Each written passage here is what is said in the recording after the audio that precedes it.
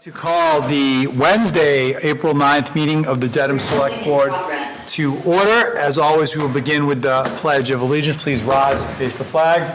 Pledge allegiance to the flag of the United States of America and to the republic for which it stands, one nation, under God, indivisible, with liberty and justice for all.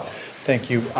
Before we begin with open discussion, I would just like to take a moment to acknowledge that the Dedham community, and in particular the schools and the high school and Green Lodge community, suffered a horrible loss this week with the passing of Mark Carney, who is a health teacher, but also a person that was well-known and cared for by so many in our community, and one of the great families in this town is the Carney family, and those of us that grew up here, certainly there's a good chance you grew up with one of them. And Mark was a terrific guy. I first met him because he was the athletic trainer when I was in high school. And he went on to, that was a long time ago, and he went on to a career of really dedicated service to the students and the people of this community in the Dedham High School. And I would just like to ask if we could just rise and just please have a moment of silence in his memory.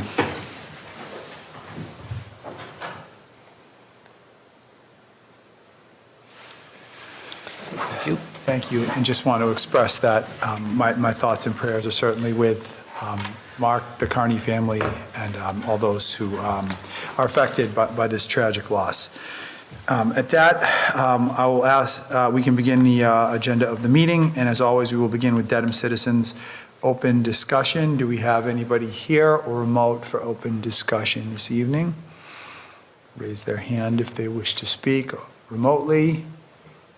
If there's no one here, we can move to the town manager's report.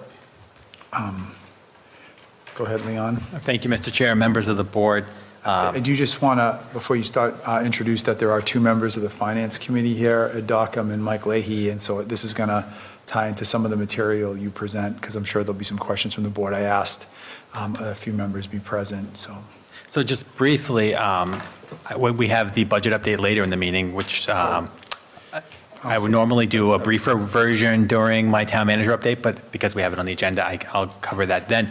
But just to update you all on the town green progress, because I know that's a key project for us all and that folks are very excited. So we did set the ribbon cutting for April 30th. We're working with the Town Green Working Group to plan that event. I think it's going, I'm hoping for some good weather. Like this winter weather will go away and we'll get back to springtime. Certainly we're looking forward to that. The project is moving along well. Town Green Working Group is meeting tomorrow night to talk about some additional features and have the phasing of the completion of the project and closing that out. And so that's getting very exciting that we're getting to those final stages. So again, folks are very interested in the details. Tune into the Town Green Working Group, and we'll certainly be bringing updates back to the select board, but I wanted to put that 4/30 date on everyone's calendar. Happy to take questions if anyone has any. Questions or comments from the board members? Other than that, I'll save for the budget. Budget later, yeah. Dave Roberts, the chair of the finance, just came too, so he'll be here for that as well. Just what time of day would the ribbon cutting be? I don't even know what day of the week. I think we had set it for 6:30, but I can confirm that. Wednesday at 6:30. Thank you.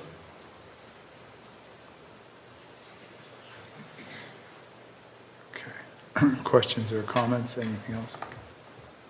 Just that it's great to see work happening there and in the final stages. It's really coming together. I went up on Saturday morning for a walk and walked through the square, and it's going to be great. Really looking forward to that fence coming down. Should be nice to see people out there. Okay, let's move on to the consent agenda. If there's nothing else for town manager report. Not Have one tonight, Kenneth? No Is consent that the agenda. first time? This is the first time. that we go to the consent agenda? I think so, yeah. Since we changed the format, yes. Never. That's Next one will be busy with, Also the first Event. time in history where I had a schedule. Boy, We won't stay that. those are, That will don't jinx. Yeah, we're done now. Okay, 6:45, we're a little early for that. Can we proceed with the public hearing? Is everyone here, or shall we take something else? and then, No, you can, you change say- of manager does not require legal notification, just agenda notification. I see. And I Wonderful. believe that Mr. Weadock is here. Wonderful. You can come up, and if you prefer to stand or sit, just introduce yourself and tell us what brings you in. This is a request for change of manager from Shawn Salter to Thomas J. Weadock for Tavern in the Square LLC, 985 Providence Highway. Correct. My name's Tom Weadock. I'm the general manager of Tavern in the Square in Dedham. Shawn is still with the company. He's just doing a few different things. I'm permanently there, so the company voted me to be the one on the liquor license moving forward. Thank you. Questions or comments from the board members? Just if I could, Mr. Chairman. Sir. So thanks for coming in. Just tell us a little bit about your experience as a manager of record, and, what, how many hours and when do you plan on working? I know that's sometimes feels like a stupid question. No, for a no, no. manager, But, when are you going to be working God bless you, the hours and so forth? I've worked in restaurants for 30 years. I've been managing for over 20. I've been with this company for 11. I work probably 50 to 55 hours a week there. I try and take 2 days off a week. It's not always possible, so sometimes it's 6 days a week I'm there, but I'm there. My shifts vary. I try and see different hours of the operation, so some days I open, some days I close, some days it's mids where I'm there until midnight. So I'm there, like I said, 5-6 days a week, and then 50 to 55 hours a week. Thank you. And, we know the restaurant has been very successful in town and very busy. So can you talk to us a little bit about your policy in regards to serving, over-serving, and sort of the due diligence and training that your staff has, whether it's daily or whatever the schedule is, to sort of to monitor what goes on the other side? Yeah, everybody's tip certified through whichever venue serves, safe or tips alcohol serve. We do daily pre-meals. Actually, the company rolled out this month is April. It's actually Alcohol Awareness Month for the company, so it's recognizing signs of intoxicated guests, whether they come into the building or if they've been overserved. Obviously, in the area that we are, we do get people that come in that have been at other places, and we look for the signs that they may have been come in intoxicated. We'll get them an Uber home. We don't let them drive. If somebody appears to have been overserved, again, we'll intervene as managers. We'll get them a ride home. But yeah, it's a constant focus. I mean, we're well aware that we're a bar and a restaurant, and that's, one of our main focuses, making sure everybody's safe that comes through the building and when they leave. And final question, do you have any technology you use in order to verify the age of your customers? No, it's just IDs. Okay. Thank you. Questions or comments from other board members?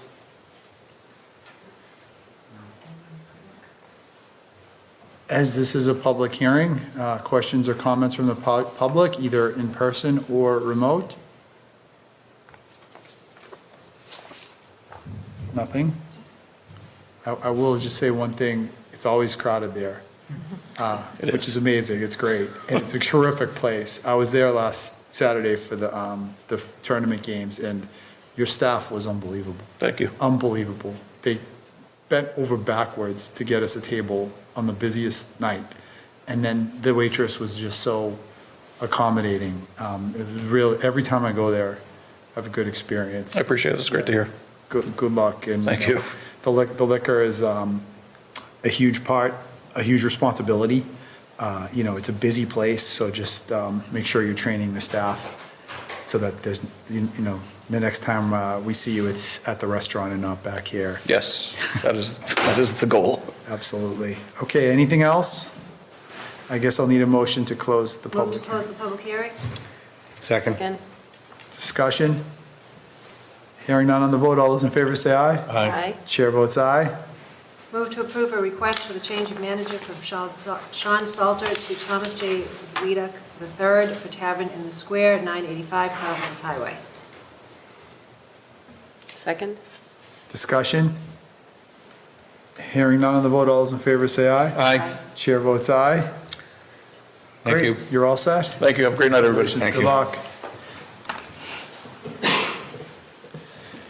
Okay, we are 13 minutes ahead of schedule, and the next agenda item is Mike Butler, statement of net position. Are you ready, Mike? Because we're a little early, we could delay.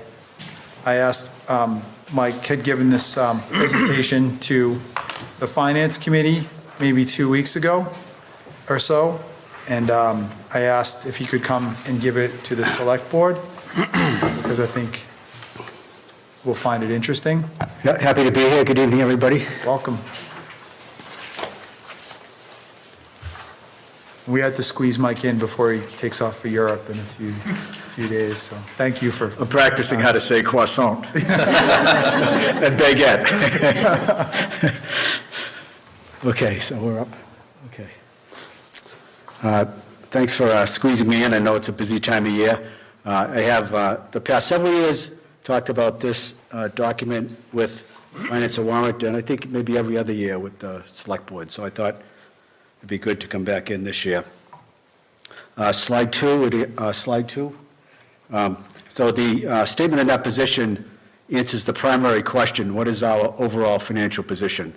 And it can be found on the town's website. If you go to the town's finance department website under ACFR, FY23 is there. You can look it up in all its detail. It's on page 29. And it's also at the end of this deck, the very end of this deck. So this deck looks at statements of net position as of June 30th, 2023. Maybe half the towns have finished and published FY24, which was June 30th, 2024. But typically, there are communities that need 15 or 18 months after the close of the fiscal year to prepare their comprehensive financial report. The deck tonight does not include Dover. Dover's FY23 report is not available. It does include the other 27 towns. Okay, and I use it as a tool. It's just a tool to help accomplish what we want to do, just like our budget, right? It reflects the town's priorities and values. Okay, slide 3. It's just total assets per capita. You can see Dedham's in the middle. We're familiar with that position. A lot of the things Dedham measures puts us there. And you can see on the right, there's a box that shows Dedham's total assets 5 years ago, and then most recently in 2023. And I also wanted to point out that it also shows total county, because I'm always interested in what's happening in the other communities and how do we stack up against it, because we are driven in some ways by the same economic factors, the same priorities, with education and public safety being probably at the top. So you can see that the amount of investment across the county has grown quite a bit as well, by over $2.4 billion. Most of that in buildings, but also there's been a big increase, $800 million in cash that towns have in their accounts. Next, slide 4 is total liabilities. This is up a little bit. Usually we're a little bit further to the right, but we've taken on some long-term liabilities and debt, but also OPEB and pension, which I'll talk about in a little bit more. You can see for the county as a whole, most of the increase there for the county has been in debt, increasing $1.6 billion. Net position per capita, Dedham's in the middle at a couple $1,000 per capita. It's declined a little bit over the years, but it's just, we're doing okay in the middle. So people understand net position, I should not rush through this too quickly because some people might be just seeing this for the first time. The net position is a type of balance sheet where you look at assets and liabilities. So your net position is positive if your assets exceed your liabilities, and it's negative if your liabilities exceed your assets. There's a few other rules that the Government Accounting Standards Board has that make the calculation a little bit more involved, but basically that's the calculation. And you can see on the far left, Avon, Medway, Needham, Wellesley, Medfield, over $5,000 per capita, and then on the right, Randolph, Weymouth, and Quincy are negative. Usually, that's mostly because of OPEB. Yeah. Slide 6 just looks at the previous slides, 3, 4, and 5, and puts it into a chart, just so you can see how the towns are spread out in terms of overall investment in assets and liabilities. Dedham is the maroon bubble right in the middle. So that's it. See, I also have another slide. I can send it to you separately that shows each of those circles color-coded by bond rating. So you would think everybody below the line with the positive net position would be AAA, but that's not the case. So there's other factors at play with the rating agencies besides just the positive net position.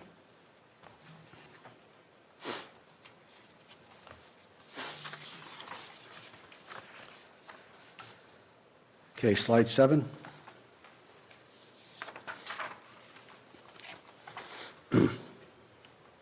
So we can see total debt per capita for Dedham at 46.45, and in the upper right-hand corner, in 2018, it was 36.41.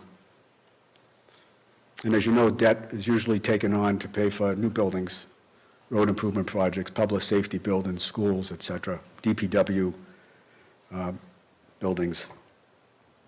One measure that Standard & Poor's likes to refer to is in the next 10 years, what portion of your outstanding debt will be paid off? And they like to see, 50%, 40%, 60% of the debt rolling off, so that's where Dedham is. And you also notice the really big jump countywide from 1.3 to 2.9 billion. And people in Norfolk County really decided to build during this time frame. Interest rates were low, economy was strong, there was a pent-up demand for new infrastructure, so it really took off. So more than doubled.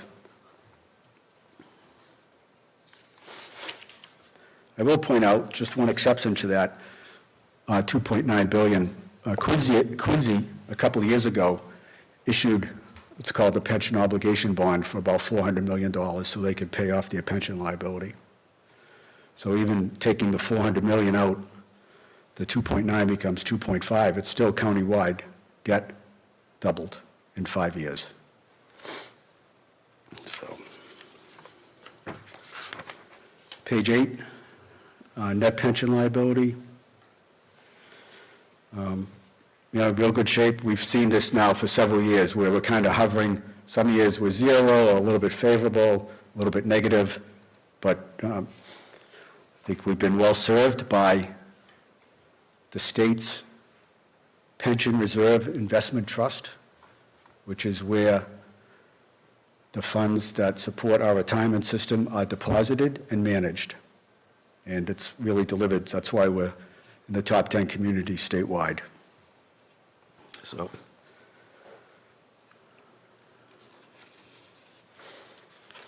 next is the OPEB liability on slide 9.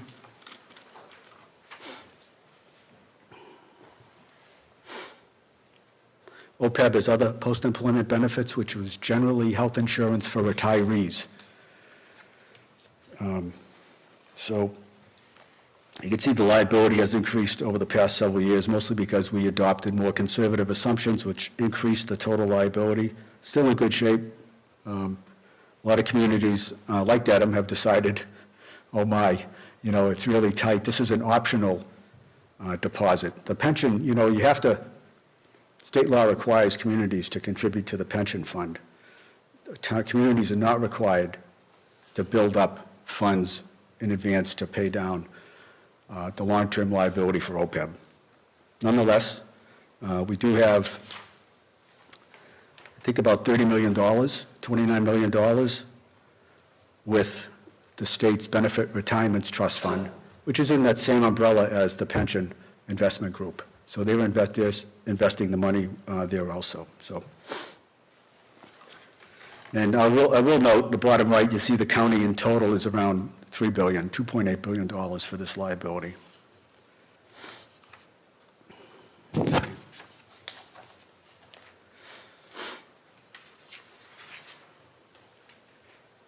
In slide 10, this just combines the three previous slides to show how we're doing. And at $9,200 per capita, we're a little bit left of the middle. Mike, can I just ask a quick question? Sure. So of the previous slide where you said total liabilities per capita, this 9,283 is included in that 10,538, correct? Let's see. Say that, what's the question again? This number, the 9,283, Yes. this is part of our total liabilities per capita. Yeah, that adds up the pension Yeah, and the OPEB and the debt, right. those three combined. Because that's overall, the overall debt level is something that the credit rating agencies look at also. Just tells it all stack up. And I'll point out the county total. Again, over the last 5 years has increased quite a bit, from $4 billion to $7 billion. So there was a lot happening in the finance departments around Norfolk County. Next is slide 11. So this is a waterfall chart. I've put this together the last couple of years because people always like to, and I think it's useful just to keep in mind how things have tracked over time. It's very difficult year in and year out to remember some of the details of what's happening. Even if you're a Finance and Warrant Committee person, it's really difficult. It gets so involved. So I like to compile data that shows some sort of historical record, 5 years or 10 years, because in some respects, sort of like the clock speed for municipal finance is much slower than the clock speed for corporations, right? The clock speed for corporations is every quarter, every 6 months, every year. You make changes, it can have big impacts on your balance sheet. Towns, you're spending taxpayer dollars. It takes more time to figure out what to do and what to change. So the blue bars on the left represent the increase or the unused tax levy. And, those were very different times than we're in today. Inflation was low, you had a rebounding economy. We had the local meals and hotel taxes kicking in. So it was quite something. And I also didn't mention this probably as strongly as I should have with Finance and Warrant Committee.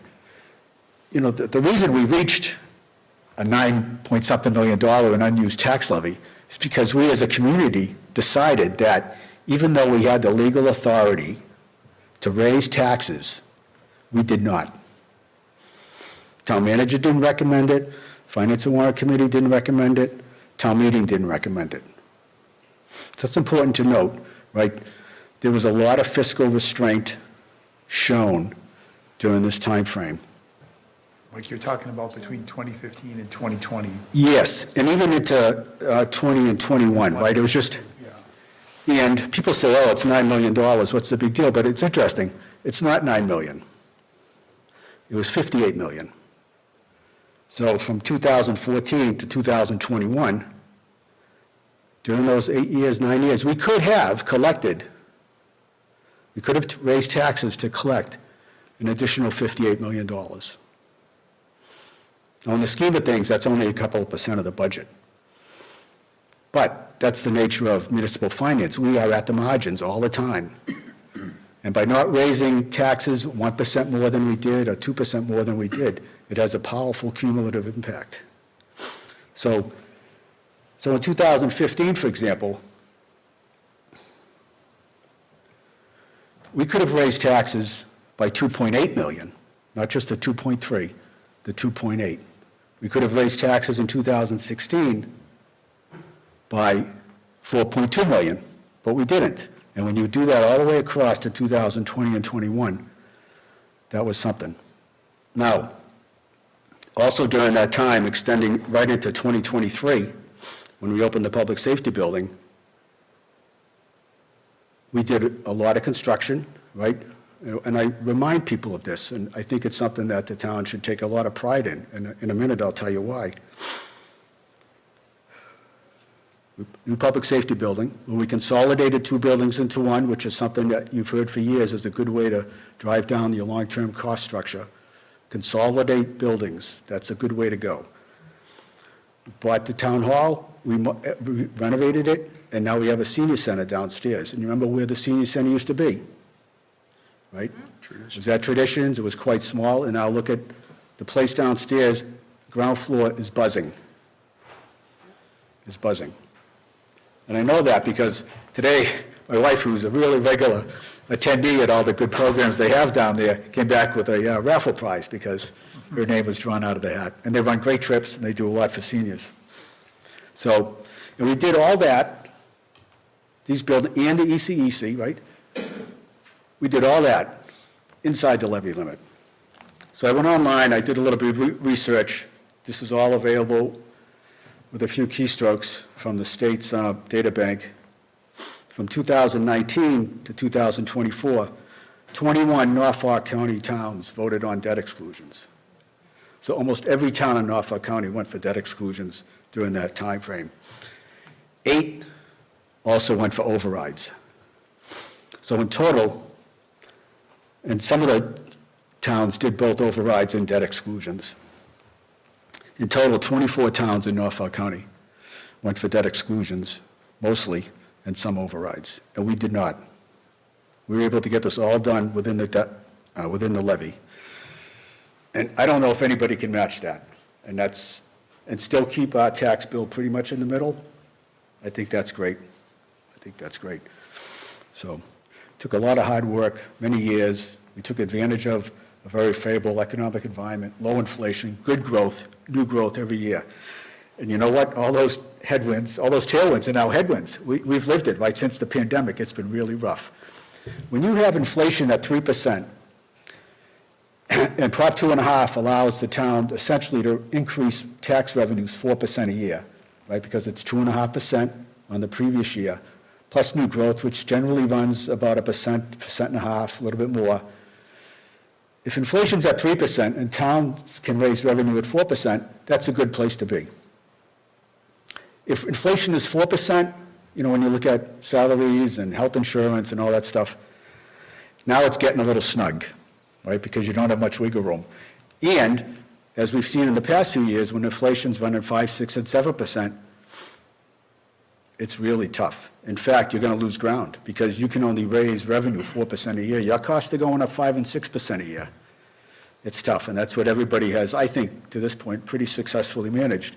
What made it difficult, especially, was because the commercial property market collapsed, which meant our homeowners were going to bear a bigger portion of the pie, the tax pie. And that's why the last couple of years, it was 22 and 23, was so painful. $600 and $700 a year tax increases. So we hope that that's in the past. There are, people may know, Milton has a $9.5 million override. Ballot question coming up in a couple of weeks. There's a few others that have been in the papers. Norwood, for FY26, is using $7 million in free cash, and they're talking about an override for 2027. We're not alone. I was talking to a town manager, another community, central Massachusetts, 15,000 people. His FY26 budget significantly reduces library hours, parks and rec programs, and leaves some shifts on their police department unfilled. And he's saying, people, this is the budget we have. If you want to restore these services, then we need an override. So, and I don't know how many out of the 351 towns in Massachusetts are facing the same situation. Okay. Slide 12. I always like to keep track because it's important to remind people that we feel it's real important to regularly review the property tax increases that we have, right? This is the greatest source of revenue. We want to be always aware of the decisions that we've made and the impact it's had. You can see, as I mentioned, with FY '23 and '24 being tough. FY '25, the increase moderated quite a bit, and that's due to Finance and Warrant Committee and the town manager working together to reduce the original request by about $1 million, I think, Leon. And the commercial property values rebounded faster than residential property values. Therefore, a slightly bigger slice of the pie was paid for by commercial property owners. That slightly bigger piece of the pie was only 0.3%. It was actually 0.35% shift in the amount paid by commercial property owners. And I think between the two, so the original estimate of 550 in the end became 372. And there's probably about a 50-50 split between the reduction the Finance and Warrant Committee recommended and town meeting adopted, and the commercial property owners picking up a little bit more.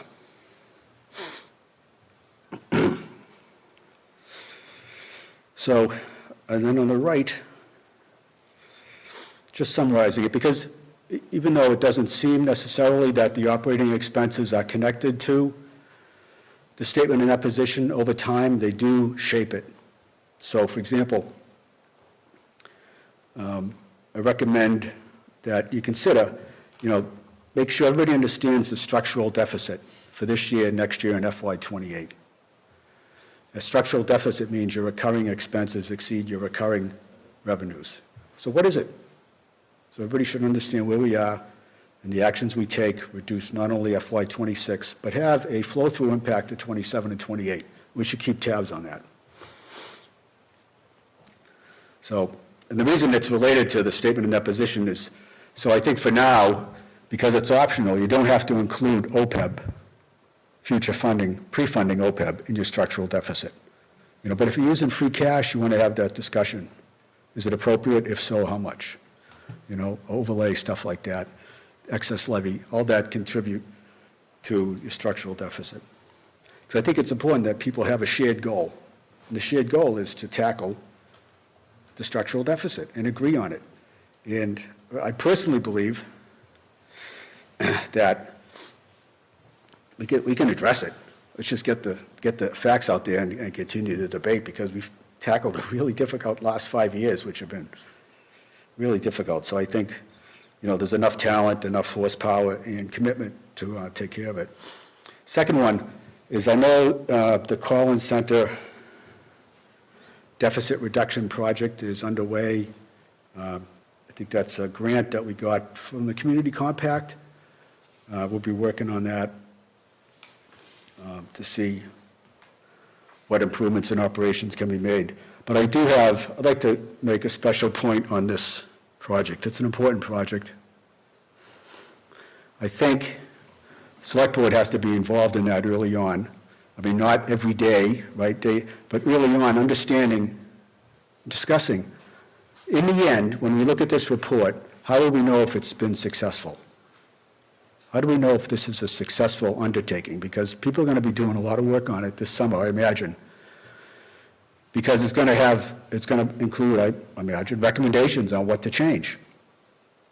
So certainly the Select Board needs, I think, to be on board early to help shape the work that's about to really switch into high gear. I also believe it has to be done by October.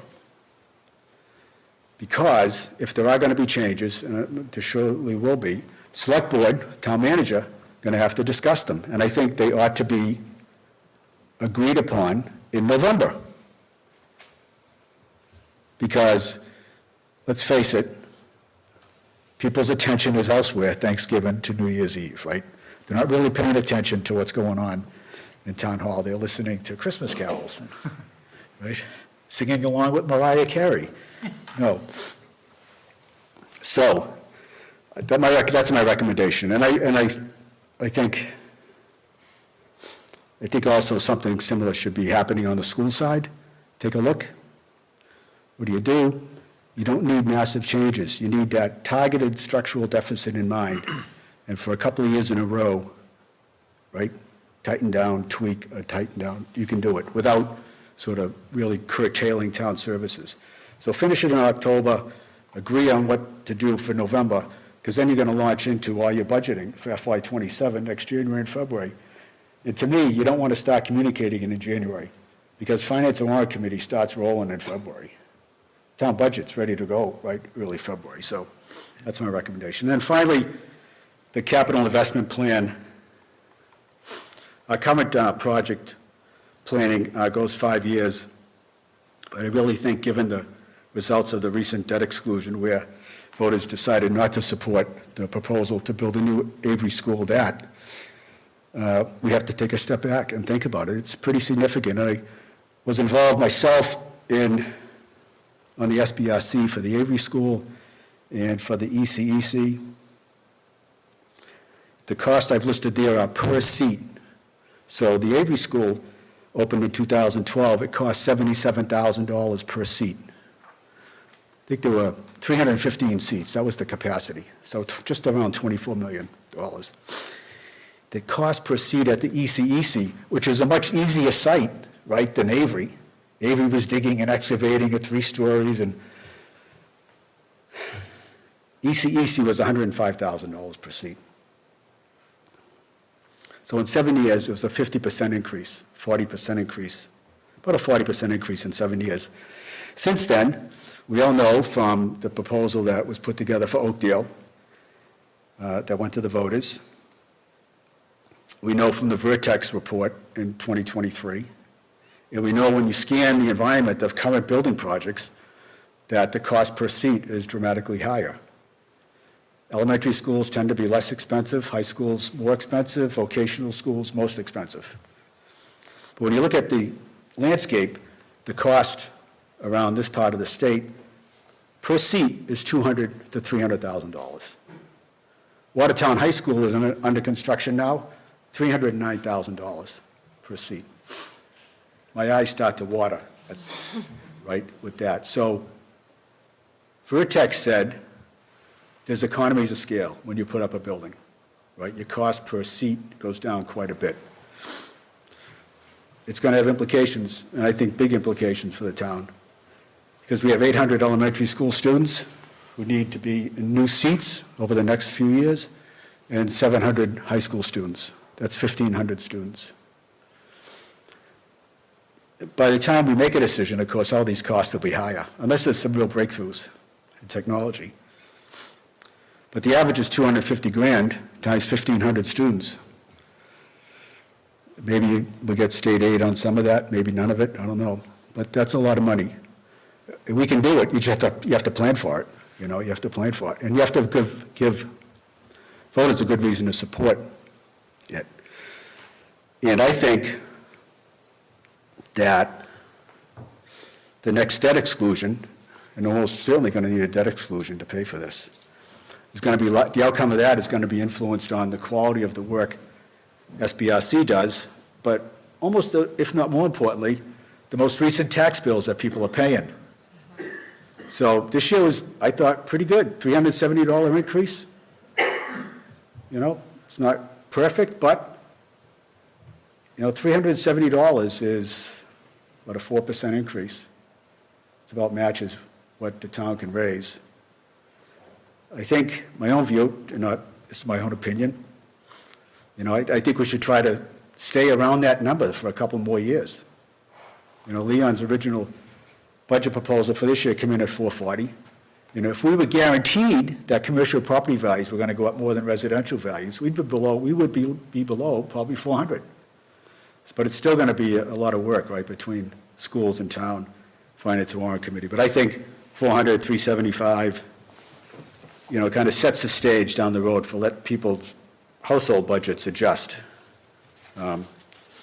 People will say, no, 500, 600, we should keep everything the way it is. Some people say, no, 200. Pretty dramatic changes if you go either way. Final slide, 13.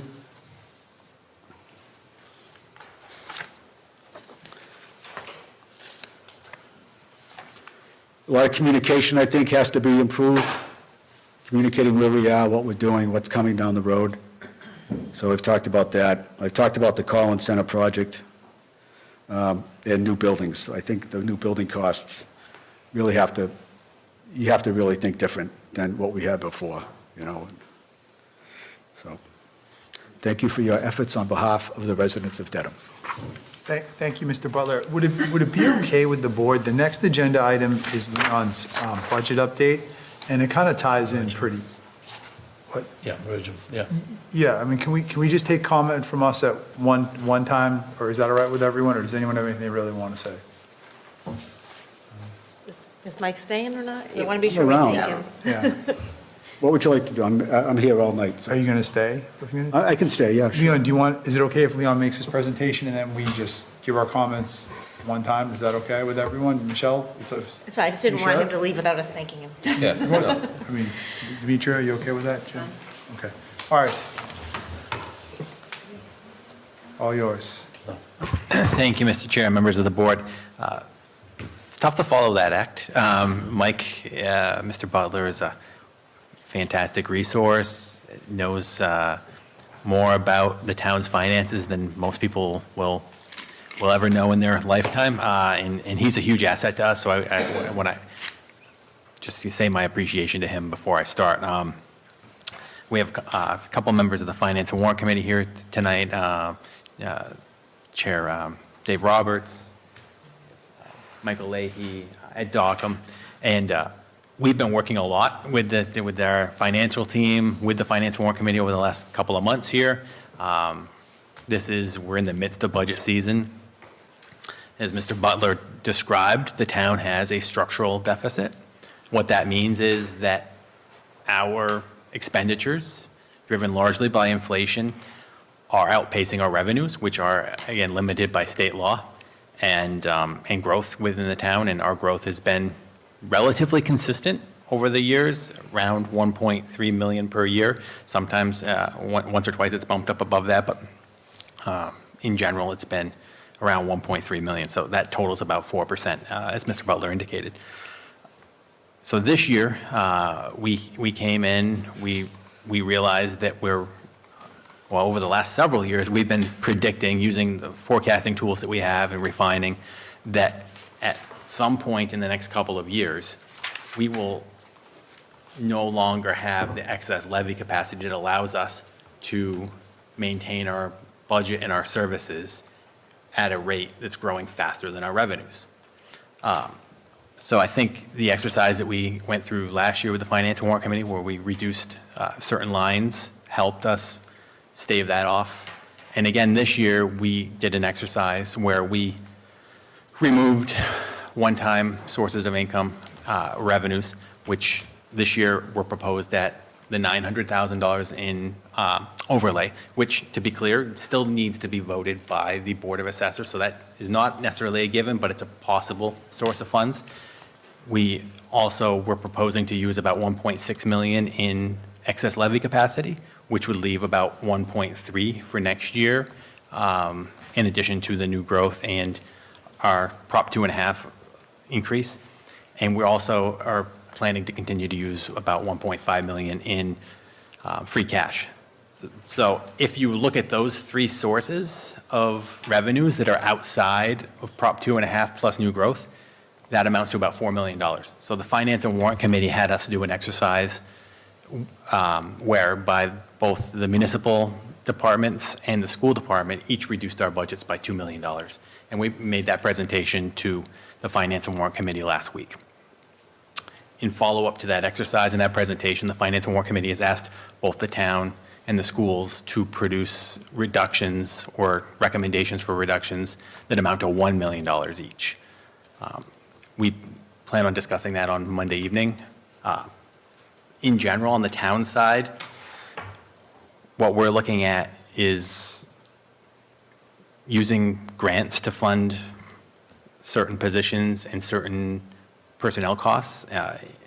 We are looking at increasing fees where there are currently fees, but to increase those fees to better cover the cost of personnel that deliver those services. So that would largely be in the Parks and Rec Department, and we've had discussions with the Parks and Rec Director about that, and we would have to have further discussions with the Parks and Rec Commission about that as well.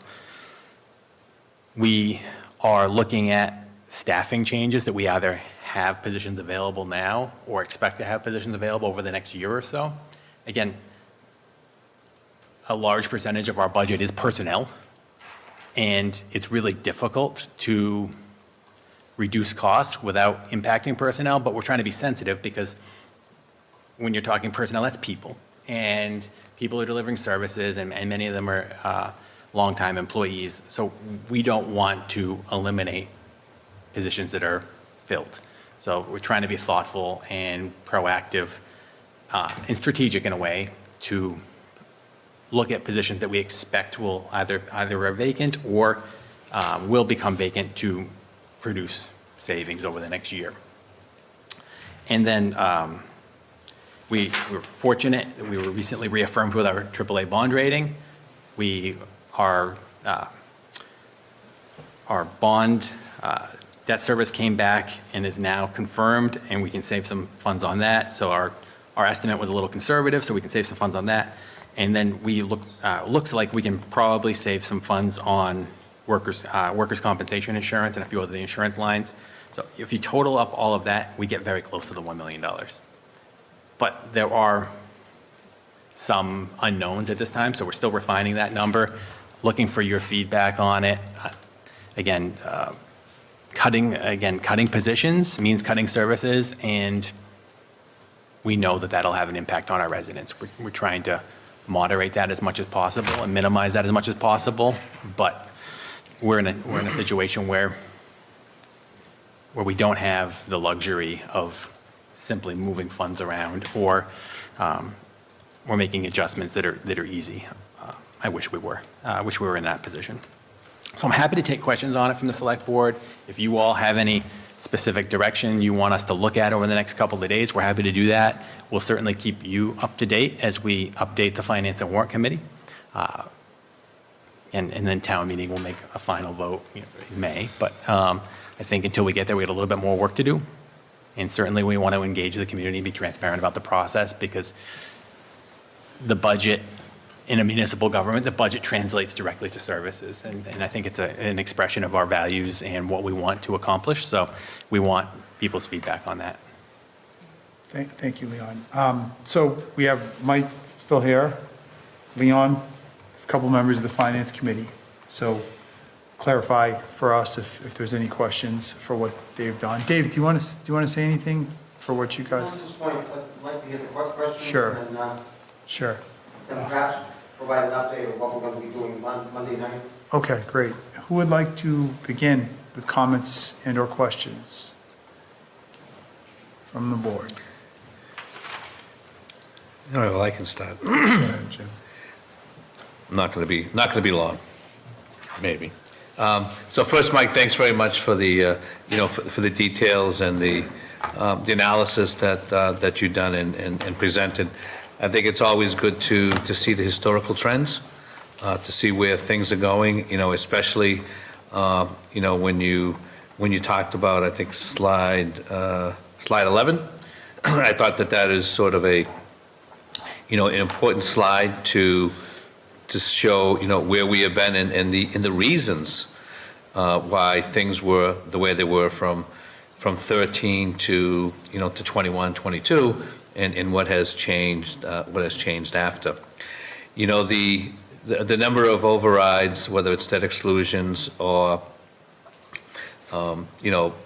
general overrides, is increasing, and that is a trend that's happening throughout the state. The only place I don't see that happening are the cities, who seem to have enough cash.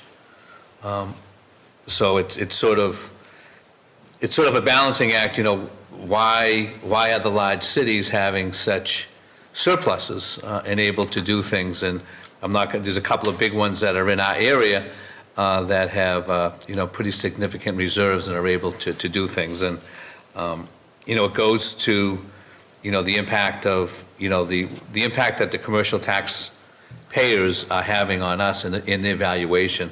And I'm glad you mentioned that as the reason for the shift in what the proposed tax was going to be in FY '25, initially the 550, then to the 372 based on the shift in the values of commercial. Hopefully that continues. And the cost per seat for new schools, that's sort of eye-popping, especially just talking about Dedham, about what we potentially will be seeing.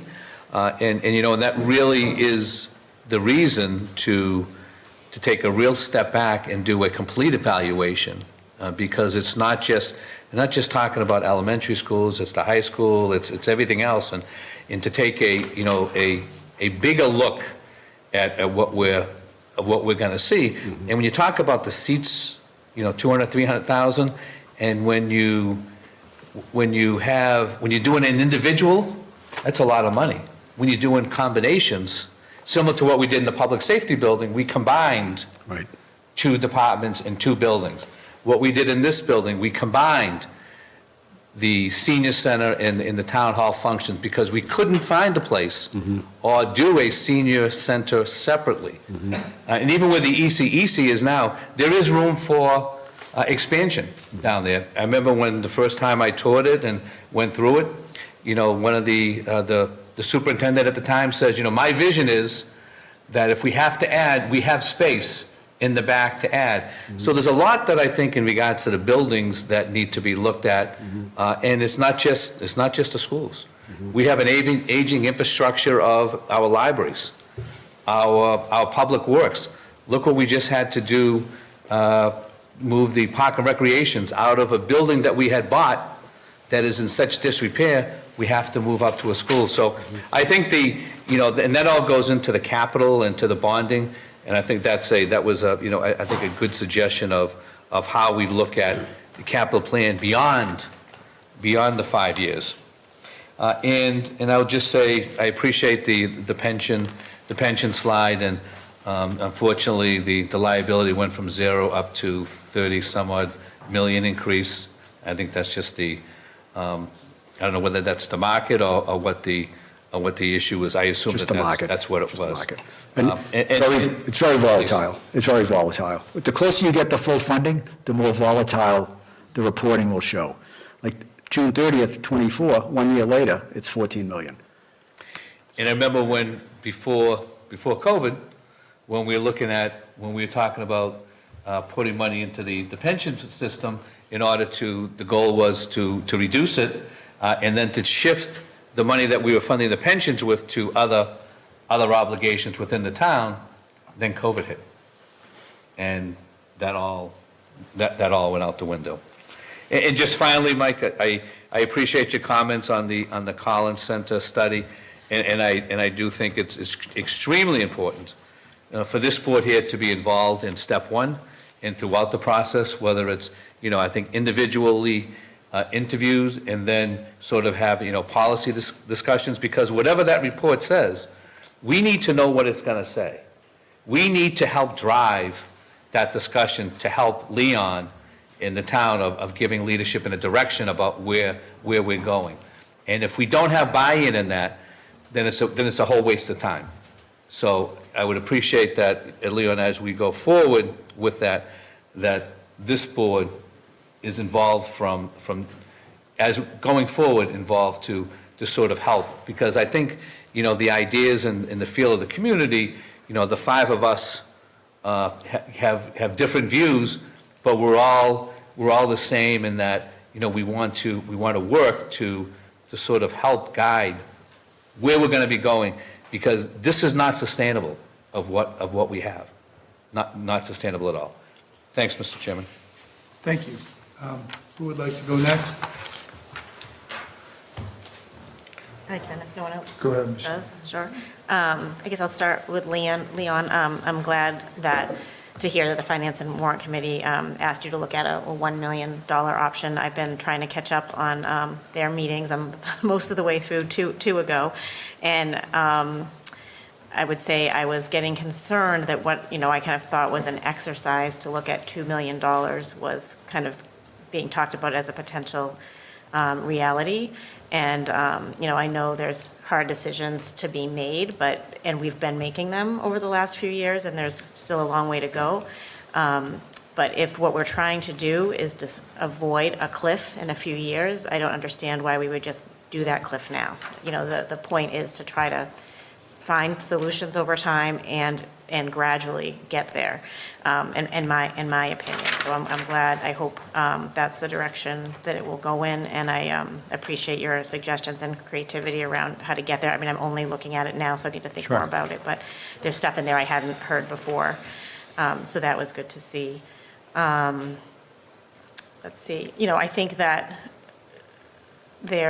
there's a lot of long-term issues, and they take long-term solutions, and some of the ways to make an impact immediately will hit hard, but not help us in the long term. Like major cuts to school programs or town programs. And, the larger structural issues are what's going to make the long-term impact, and that does take, seeing how the Collins report shapes up, and getting the community to weigh in. And I think I saw that exercise of the, $2 million on each side that the schools in the town was doing, almost as a communication tool, to start to get the community to understand what it might take to get there, and to help think about what, how they're willing to balance those trade-offs of, potential, continued tax increases, potential override versus the cuts that might need to come. And so I think we need time to see those studies, and we also need time for the community to weigh in. And so making such drastic changes this year doesn't feel right to me. One specific question is, the fees suggestion on there. Is there a way, or do you think the intention would be to have a way so that families that needed financial aid, or, that it wouldn't be, or there are sliding scales, that kind of thing could be implemented? Yes, so that's been discussed. Again, we don't want the fees to be prohibitive for folks, but on the other hand, we also want to make sure that the fees reflect the services that we're rendering. So I think that's something that we would certainly consider and work with. Again, these are proposals, and they would need to be fleshed out, but that's certainly a consideration that we would be, I think, implementing in one way or another, just because, again, we don't want to see folks priced out of our programs. Great, thanks. And then if I can just, for Mr. Butler. And Mike, thanks. I always appreciate these presentations. And, I think especially it reminds us that, we're not alone compared in our challenges to the other towns. I mean, that's good news and bad news, right? Because it means there's a lot that's beyond our control that's gotten us here, and also for the solutions. You answered the question I was going to ask about OPEB. I know in the past you've been a big advocate for us to continue to pay in, and I hear a little bit of pullback there, maybe, if I understood you correctly. And then, there's lots of suggestions in there long-term from you. Do you have thoughts or suggestions more immediately, related to this year's budget and goals? Not for FY '26. Yeah. I'm more interested in making sure that there's a process underway for FY '27 now, because really you have to have conclusions by November. Right. And this is April, so April to November is, if you take away the 2 weeks vacation on the Cape, you don't have much time, right? So it's 6 months, really, so you have to up on it. Yeah. The reason I pulled back from OPEB, I mean, I'm a big believer in taking care of long-term liabilities, because it's a reflection of our commitment to intergenerational equity, right? Because you incur an obligation to an employee every day that you're going to provide a pension and health insurance benefits. We fulfilled the commitment, the obligation for pension, but we're pushing off the OPEB thing.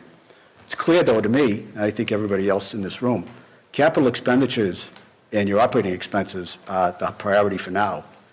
Down the road, will there be an opportunity to address OPEB? Sure, there will be, right? Because that's the economic cycle that we've enjoyed for decades. But right now, I think OPEB is just, it's a much lower priority for me. So. Thanks. Thanks, Michelle. Who would like to go next? I will, Mr. Chairman. Demetria? Thank you, Michael. Thank you, Leon, for everything here. I mean, first time kind of seeing everything that you're presenting. I've been watching finance and warrant meetings. A couple questions, Mike, with what you were going over. Because it seems like, we're a pretty good place on most of your slides. And if I'm reading it correctly, then you get to slide 10, which is total pension, right? And then OPEB bonds, notes payable. And then Right. we seem to start to head up from average. And I'm assuming we're heading in the wrong direction there. Are you talking the slide that combines all three? Yes. Well, first of all, that's a good observation. The increase actually was spread across all three. I won't downplay the pension obligation, but it's very volatile. I mean, 5 years ago, we had no obligation, we were fully funded. Then a couple years ago, it was 15 million red. Then we were fully funded. Then it was 30 million red. Now it's 14 million in the red. We're 93% funded. We're on the plan. We're in a good place. It's just the closer you are to full funding. I'll give you an example. I mentioned Quincy, right? They fully funded their pension system by taking out a $400 million obligation bond. So 2 years ago, their liability was zero. This year, it's 80 million. Just because the market goes down, and if you're fully funded, that's the way it goes. Debt, we all know it's up by 20 or 30 million for these buildings. And then OPEB's up by 20 million because we adopted more conservative assumptions. So that's why we shifted from the middle to the left. Over to the left, okay. So I know that, we said here the average, just the average, when we always say the average, and I understand that's the number that you're going to work with, the average. So the average is 440 with the town manager's initial request without peeling anything back at that point, right? Just as exactly as it's come forward for the schools and the municipal side. And where it gets difficult is that, home values, they've increased. And there's a lot of people that don't live in average homes that may just make average salary, and that's where it becomes really difficult, right? So I understand that we don't want to do anything, we want to do it slowly, the changes that we have to do, and really educate everybody of where we're going and what our spending means to people. And I agree we have to start now. And a concern I have, and I'm just going to ask you about this, we used to have a special town meeting in the fall when we had a few things that we needed to get done. Now we have our May, and now we have our fall. And in fall, we seem to increase our liability again. What are your thoughts on that? You mean we use the fall town meeting to increase our expenditures? Well, I haven't really tracked it. Right. I believe you, I just haven't tracked it. So before it was for certain items that we had to take care of, and that's why it was a special. Now Right. it's become all the time, and it seems like to me that sometimes people aren't really remembering what they voted in May, and then we're having this other increase. So then everything kind of comes together, and then people are in shock when how high their tax bill is at that point. Right. It's a little concerning. I'd love to know what the trends have been with that, and if that's something that we should continue doing, or make it a special when we need it. I don't know if that's possible. The other thing too, we've added the stormwater management fee, which is added, and the number that you had said here with how much it costs for the schools per student, and I also heard, consolidation, as my colleague here had mentioned, we consolidated in this building. I think that people forget about that.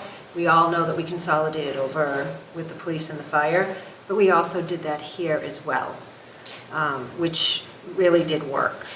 The other question that I have for you is,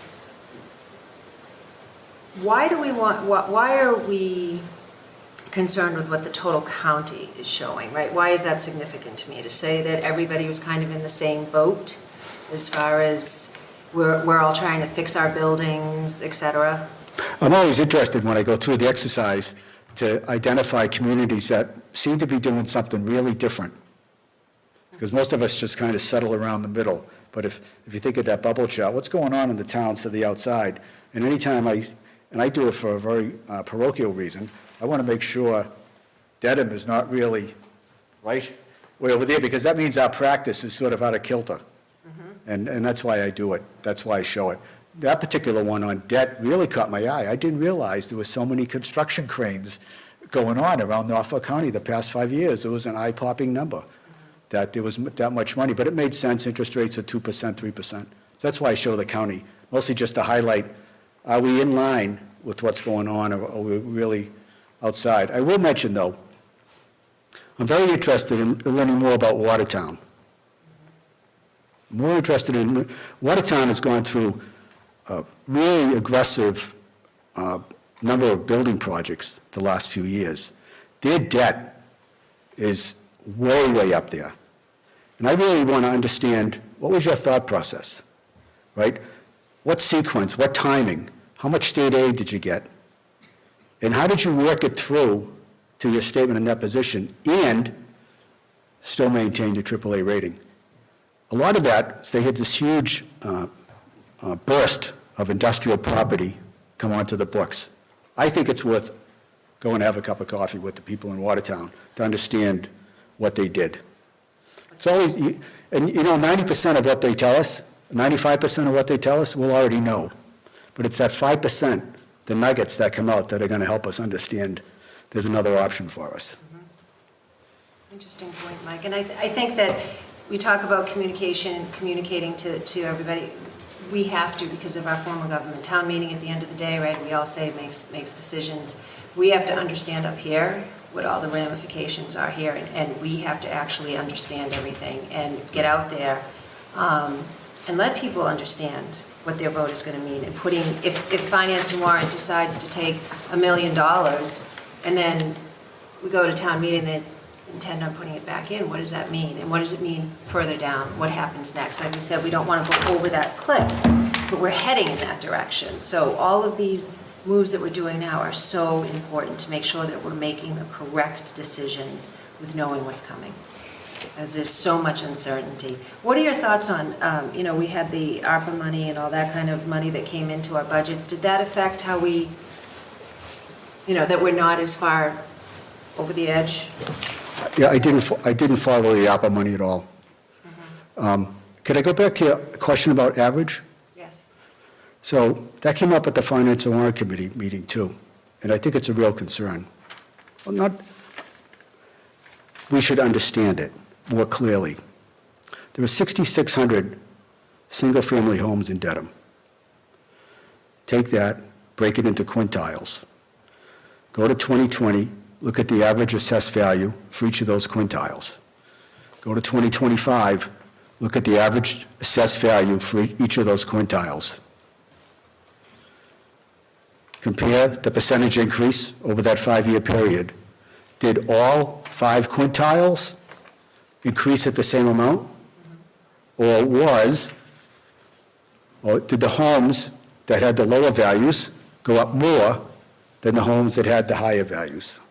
Because then if that's the case, to your point, people with the homes valued at 350, 400, 450, you know, maybe their home values went up 20% and the people at the higher ends went up 15%. So the people in the lower valued homes are the ones whose taxes went up at a greater rate. Substantially, correct.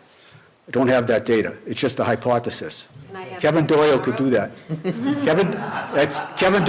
Kevin Doyle will be able to download that in no time at all. Okay. It's just to be informed. And the reason I showed that average tax increase every year is it's a sign of respect to taxpayers. We are paying attention. Town government pays attention to this, right? Like a dog on a bone. We had some good years and we had some tough years. Remember, there's an increase on that sheet of $100, Oh, I see that. right? And then you get hammered by all this other stuff. But that's why you put it there, and that's why the stormwater fee is listed, because we're trying to make sure people understand, we hear you, and we're not forgetting it, and that's why we put it in there. Correct.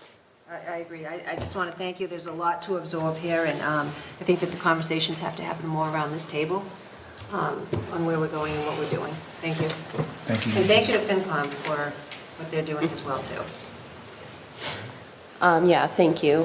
Thank you, Mike. I appreciate your reviews are always really helpful and helping to, you know, kind of lift us up from the day-to-day and the line item and really thinking about, you know, the overall context, the vision and the ways that we need to be thinking about how we guide our budget, not just like today and next year, but as there was planning done and thought it happening over the 2010s about what can set us up best for the next decade, we're already halfway through the 2020s. We need to be thinking about how do we navigate these more urgent needs while also setting ourselves up well for the needs of the 2030s and beyond. And I think, part of what you provide us help us to stir that thinking and inform it. And so thanks for your volunteer contributions and continuing to do this. So a few comments, probably more than a few comments, but one, so talking about the Collins Center review, and we had talked about this at the last meeting. It's going to be a very important review. One comment that I had made, and I would like to continue to think about how we can add this either to this review or if it's not appropriate, looking at it from other places, but that not only budget efficiency, but also operational efficiencies. Where is there new information about efficiency?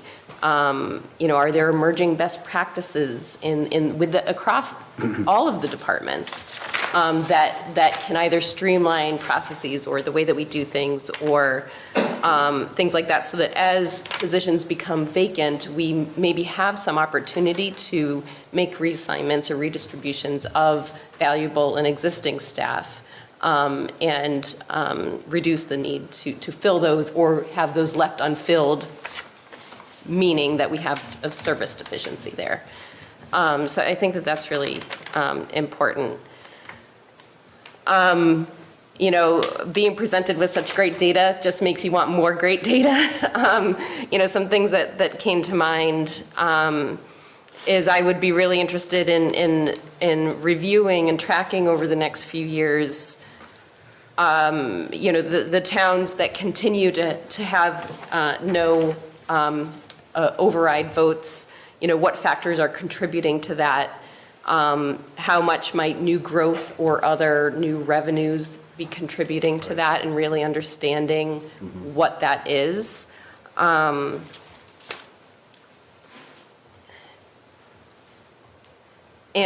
yes, so that brings me to my next point around new growth.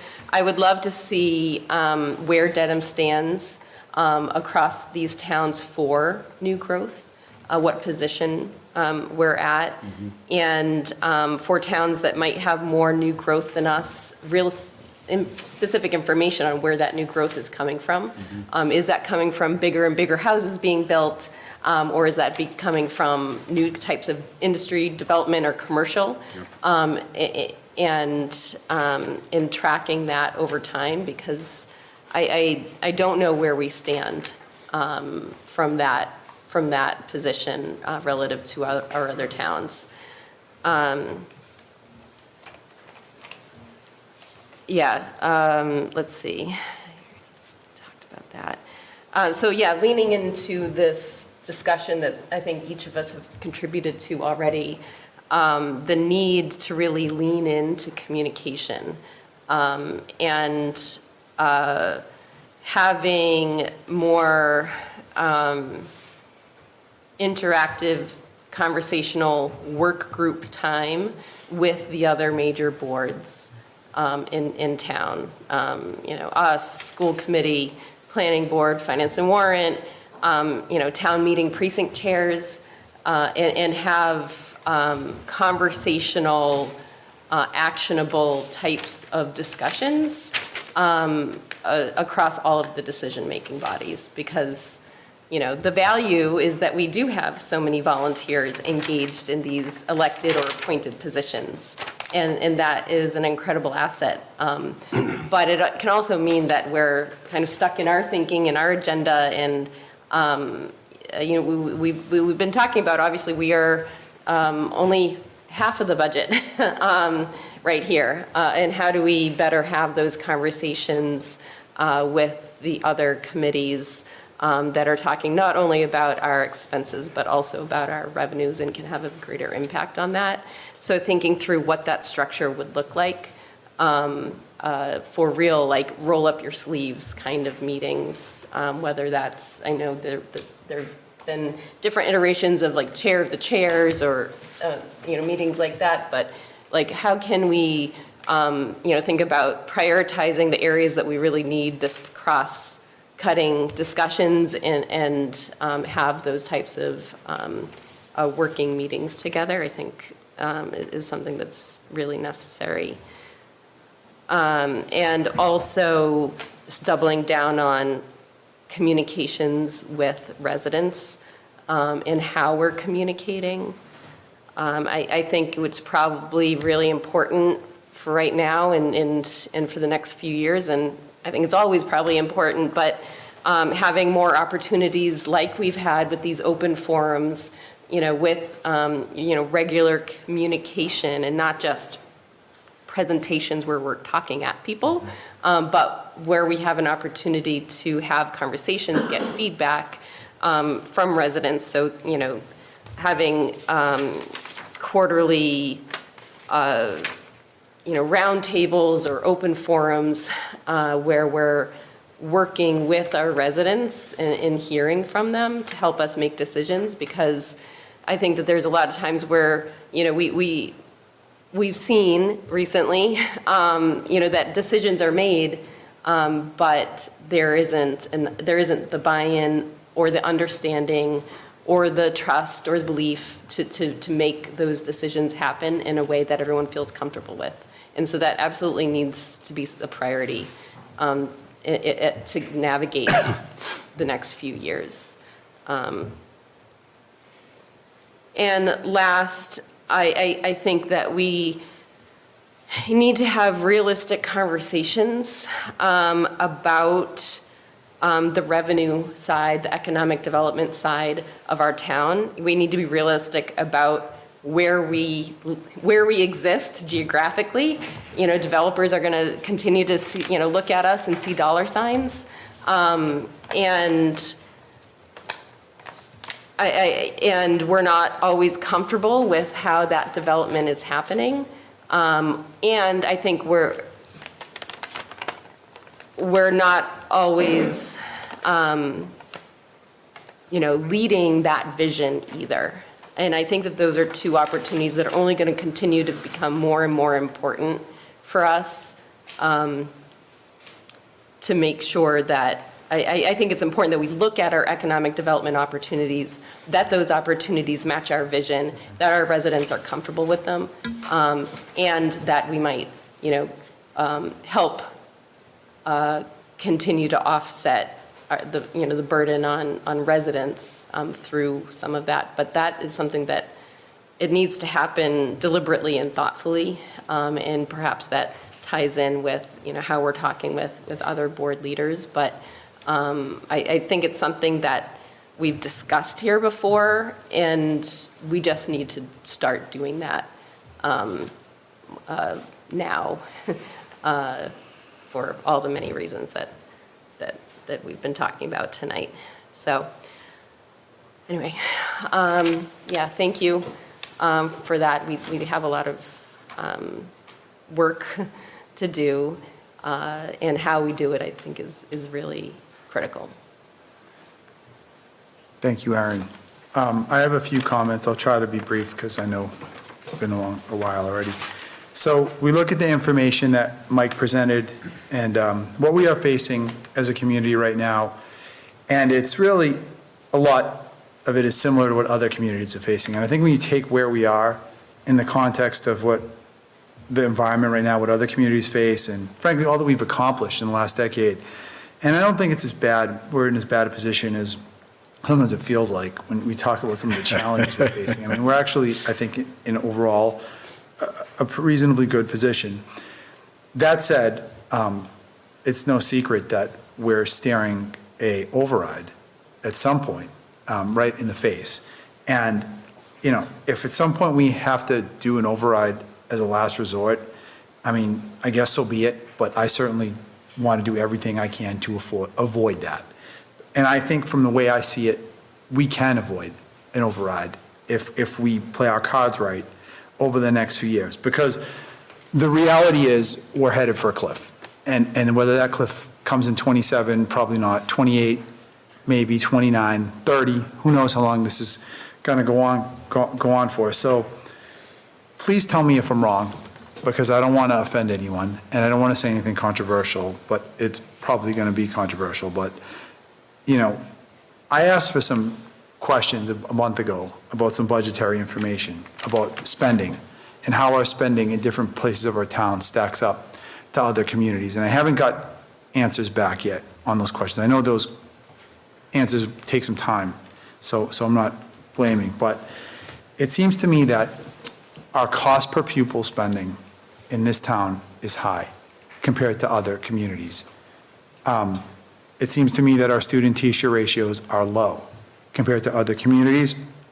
I think our teacher salaries are amongst the highest of any communities that are comparable to us. And one of the questions I asked when I asked my questions a month ago was, because there was a great slide at the budget presentation to FinCom about how much per dollar we spend on schools. And I think that I would like to know context to that number. Is that at the top of the county, middle, bottom, just like we had context to all the information you provided? My sense is it's probably more towards the top. And if you're asking me for guidance on how to proceed over the next month or two, I think I would like to see a budget that sets us up over the next 2 to 3 years to get our school spending in line with other communities in the county. And I know that on the surface it seems fair, cut $1 million from each side, but I don't think that really takes into context, okay, the data and the situation we're in. Because the reality is, I don't think our police and fire, our salaries or DPW salaries are amongst the highest of our benchmark communities, but I think our teacher salaries are. And I think our school spending is higher than other communities. So I would like to see, I think the only way, and I'm just being honest, I don't want to upset anyone, but just being honest, the only way we avoid going over the cliff in the next 3 years of an override is if we get our school spending in line with other communities in the county in terms of cost per pupil spending and student-to-teacher ratios. And I know that's easier said than done, and I know that's painful, but from my seat, that's the only way I see it. Now, we're talking about, fees on Park and Rec on our side. That's all fine. Everything you said, those are all good ideas. Increasing fees is just another form of tax, right? We're just pushing the tax to someone else. So I just feel like that needs to be said. The pension liability thing, I mean, that was a big thing for me a few years ago. Let's also say that one of the reasons the liability increased is because we changed the actuarial assumptions based on concern about which way the market was going to go. And if you look at which way the market went, it actually did quite well over the last few years. We lowered the discounting rate from 7.5 to 7.25, 5 years ago? And the reality is the market, I think, has outperformed that, the last few days notwithstanding, but I still think even with that, it probably has. So, I think we really, to avoid going over, to avoid going to an override, I think that it really comes down to school spending. And if I'm wrong, people can tell me I'm wrong, I'm open to changing my opinion, but from where I sit and sitting up here for 11 years, if you're asking me at this point, how can we prevent an override? That's the only place in our budget that I really see meaningfully moving the needle. So that's all I have to say. I'll end it on that. Can I respond? Yeah, go ahead. Do you mind if I Go say for it, something? sure. Yeah, so I just want to respond about the school spending a little bit, and again, somebody can correct me if I'm wrong. I think that it's a great example of what I was trying to say about short-term versus long-term solutions, because it is, I believe that it is accurate that we have a higher cost per pupil than most comparable towns, and I think it is for, in part, the main reasons are the ones that you stated, student-to-teacher ratios, square footage, and salaries. the thing is, all three of those things are not things that can be fixed overnight. Square footage and ratios have to do with the size of our building, the ages of our building, that we have too many buildings. So I think this is absolutely where we as a town need to focus, but it's not something we can correct in this year's budget or next year's budget. And salaries, obviously, that's a negotiation issue, but yeah, so I think that I also heard this a lot in the Finance and Warrant Committee meetings of, considering asking the schools to make more cuts than the town side. And I think I've said in other meetings, I certainly don't, sometimes in the years I've been I was on Finance and Warrant Committee, we would ask them to do the same. And I don't feel I feel strongly that it isn't automatically the same, right? I think decisions need to be made thinking of the town as a whole, and where it makes sense to make those decisions. And I don't have the answers, but I just don't want anyone to jump to a quick conclusion that because our cost per pupil is high, that means that the schools need to make cuts now. Because I don't think those reasons have short-term solutions. Yeah. I think everything you said is true, and it's way more complicated than on the surface it seems. But I also think the truth lies somewhere in the middle. Like, there are things we can do now, and then there is a deeper, larger issues that really do restrict us from maybe getting fully to the best possible place. Like, you're right, like, there's building issues, there's other logistical challenges, and I totally appreciate it's easier said than done, but I do think there's opportunity in the short term to make a benefit, so that would be my suggestion. Thank you. Mr. Chair, if I may, I want to address the comments around the UMass deficit reduction study. I think the intent, the UMass Collins, yeah, exactly, Okay. sorry. The intent of that would be to have a whole bunch of community engagement. There's a whole phase that will have qualitative interviews with the select board, for example, with the Finance and Warrant Committee and other boards and committees, departments. So we are going to start at a data level, and that's what they've already started on, is just collecting all the data so they can sort of look for areas, and then they will drill down and have that qualitative phase, and then we'll do a community engagement phase once we have some ideas to put to paper, again, because we want to make sure that the community understands what we're doing, and we get the input on, before we finalize any recommendations from, again, you all, as well as the community. So, and I think, and I appreciate the engagement from you all in advance, because I think, again, this is going to be a big project, it's important, and it will guide us over the next several years. So I think we want to make sure that it really does reflect the vision of the community as we move forward, because it's a real opportunity for us to change structurally how we're doing things and be strategic and thoughtful so that we don't have to make decisions in the moment that are painful and perhaps don't meet our citizens' needs. Thank you. Anything else? Just two. One, no mention of the pilot in any of these conversations or presentations. We need to get moving on that. I know we talked about it a while ago. So to me, that needs to start now. We need to send those letters and get it going and start those discussions. Why, it's probably not going to be a lot of money, but when you're talking about increasing park and rec fees and all these other sort of nickel and dime avenues, potentially you could get money from a pilot that sort of could help that type of activity. So I think we really need to get moving on that.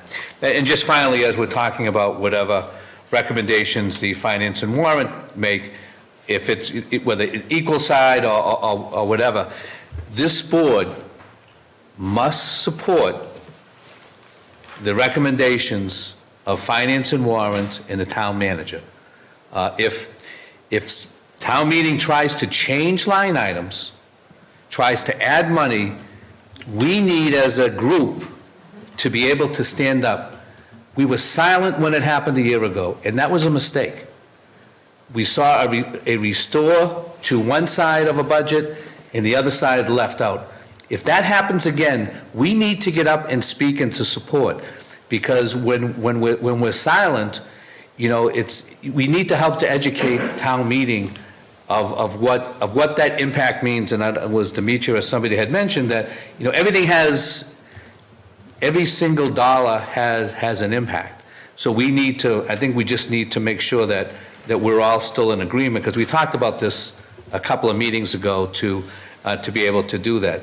Now, I haven't seen the Finance and Warrants budget recommendation, so, but that being said, they have always been, it's always been reasonable, and, with the outcome of, to protecting the taxpayers as well as making sure that the town is delivering the services. And in regard to the even split, I don't look at it as an even split, because I think the expenditures on the school side exceed the town side, but this conversation for another day. Thank you. Sure, and then just one other quick thing I want to mention too, sorry. When we get opportunities for new growth, we really have to be open-minded about them, because it's critical, and we don't have a lot of those opportunities in Dedham. So I just wanted to say that too. Okay, Dave, would you like to add anything? He has to speak in the mic. You have to speak in the mic. Is that hard for you to speak in the mic, Dave? Okay, we'll take you half an hour. Sorry, we're already behind. We'll blame you, Dennis. Yeah, Sorry, Blake in the district. Apologize. yeah, I'm sorry for that, guys. I sat you down. Michelle's used to this. Thank you, and great conversation. I want to harken back to something that I was, on behalf of my colleagues, that I'm very pleased to hear, and that's the communication aspect. I'll give you an example. Last year, as you all know, the Finance and Warrant Committee, I refer to it, took the show on the road. We met with, at the reorg, we met with each district, explained the budget, answered questions, and I think it was the first time in 3 years that there was no substitute motion at town meeting to change what we had recommended. I think we're going to do that this year again. But I think it's important that this board join us in that effort, excuse me, because people see you, we can work out the particulars of how it's going to work, but I think people really, the feedback we got was that town meeting members were blown away, that a board would take the time to do that work. Communication is the key. I would ask you to play up with your friends and whatever Monday night. That's going to be a very critical meeting. And I hate the word critical sometimes, but sometimes you got to use it. As Leon said, 1 million one side, I hate the sides, but 1 million municipal, 1 million education. And then we will ask the questions, and there'll be questions from anybody that's attending. I think that's a very important meeting for everyone who's concerned to be at. We will not deliberate that night. We will take all the information. Our deliberations for Articles 3 and 4, which is the budget and the capital, will be done Wednesday night. What time does the meeting start, Dave? 6:30. It'll be right here. I'm very pleased, on behalf of my colleagues, the dialogue that I heard tonight. It's important. We have tried last year to inform town meeting members about the excess levy reductions. We let them know it's coming this year. If we do anything, is to make that awareness even more, because services are going to be affected. There's just no debate. And people have to start to, don't want to get used to it, but they have to learn what the reason is, and they have to accept it. And that's a tough thing for some people in this town. You get 25,000 people, and they're used to things, and maybe they're not going to be there. The full impact, in my opinion, not speaking for my colleagues, is the next fiscal year. That's when I think it's really going to hit, because there will be very little excess levy, and prices keep going up. So again, thank you for your discussion tonight. My former colleague, Mr. Butler, served with him in the school committee. His presentation to us and tonight, and I think it's eye-opening. And again, we're in the middle, but at the same time, we're facing some very serious issues, and we're not unlike our neighbors. But again, as one of your boards said it a couple of meetings ago, I don't really, Milton's Milton. I drive through it, that's it. I'm concerned with Dedham. Thank you, Mr. Roberts. Any other thoughts or comments from the board before we let our poor water director? Go ahead, please. I just wanted to ask if we could put out an announcement about Monday night's meeting on our social media and other alerts that we share. I suspect that we already had something programmed, but I'll ensure that. I just want to speak to that. Amanda does a terrific job updating our page and letting people know when the meetings are. And I think a continuation, but again, right on that, as you open the town site, there was 3 or 4 things that grab people's attention. We will also, again, communicate, and we did our last meeting, was it the last meeting, whatever, through the chair of the chairs to let all the district chairs know about meetings coming up. And they did send communications out to their town meeting members. So just on that, I had mentioned earlier too to Leon about, I understand communicating through the chairs, but I think you just need to communicate directly to town meeting members. I understand the chairs, but we need to go right to them, right? The responsibility is, I think, on us to get the communication out, not just through the chairs, though we work through them. We have their email addresses, right? So get that communication out to them, in my opinion, as well. Doesn't hurt that the district chairs are involved. The other thing, too, is, as you said, this is a very important meeting. As always, there's always conflicts, right? So right now, I'm looking at another meeting that I'm in for the same exact time, right? That has a little bit to do with it too, because a lot of times people will feel like, well, where were you? Well, you're trying as much as you possibly can, and I agree with that, but, we may want to look at rescheduling any other meetings and making us aware of looking at calendars to try to do this. I'll try to work our magic to move that meeting. Thank you. Thank you, Demetria. Anything else from anyone else? Just thank you. Wonderful. Thank you all so much, Mike Butler, our 3 finance committee members, Leon Goodwin, everyone. We appreciate it so Town much. moderator's here also. Oh, and our town moderator, how could I forget him in the back? Thank you. And thank you to the water commission for waiting so long. Mr. Chairman, am I dismissed? You are dismissed, sir. Thank you. Dennis, I'm just saying, you did tell us that we were ahead of schedule, and we knew that was a jinx. I had to take that win when I could get it, because I know it's going to be short-lived. Go ahead, come on up, Blake. Welcome, Dedham Westwood Water District. Next agenda item for 7:30. Sorry. Sorry. It's all good. It's important stuff that we're talking welcome, about, so.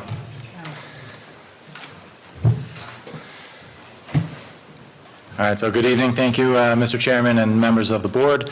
I appreciate being in front of you again tonight to talk about some new regulations that are impacting the residents of both Dedham and Westwood as far as water restrictions go.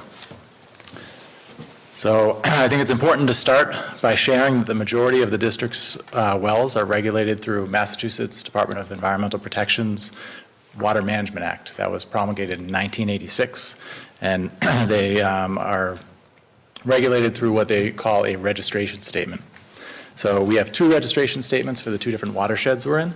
We have one for the 11 wells that are located in Dedham by the Bridge Street well field, and then another registration statement for the 4 wells that are 4 of the 5 that are down on University Ave in Westwood. So it was in 2023 that Mass DEP promulgated new regulations to provide additional restrictions on these registration statements for what we can do with the water during times of drought, more importantly, state drought rather than just local drought. We had to come into compliance with these new regulations beginning in April of 2025, which is what brings us here tonight. These prescribed levels must be implemented to enforce drought conditions that are called at the state level. Through the EEA's Drought Management Task Force, and that's the Executive Office of Environmental and Energy Affairs.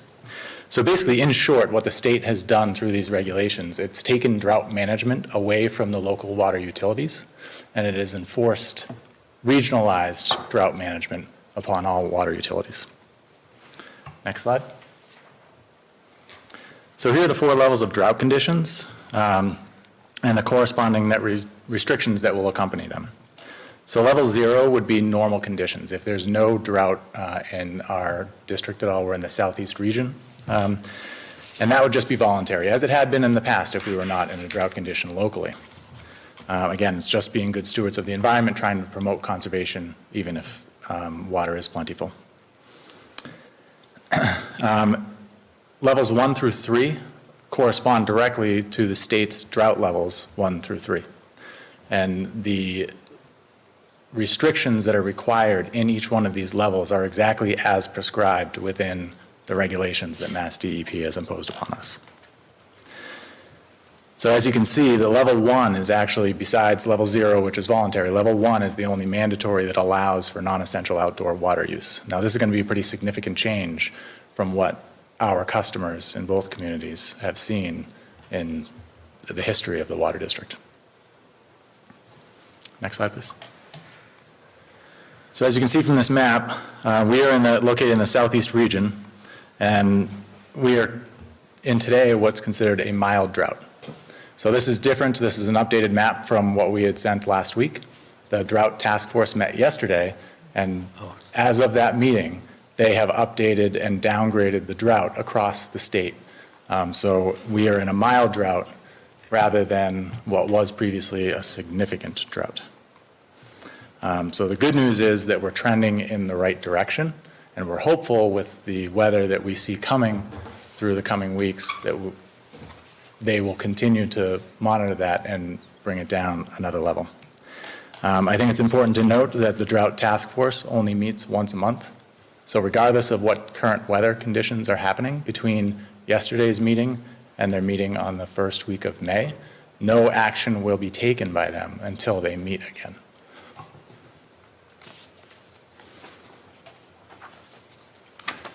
Next slide. So enforcement is very similar. We did not actually change our fines in our rules and regulations, but they do give us the authority to impose fines. We do like to start with conversations with our customers. We don't just go right into fines.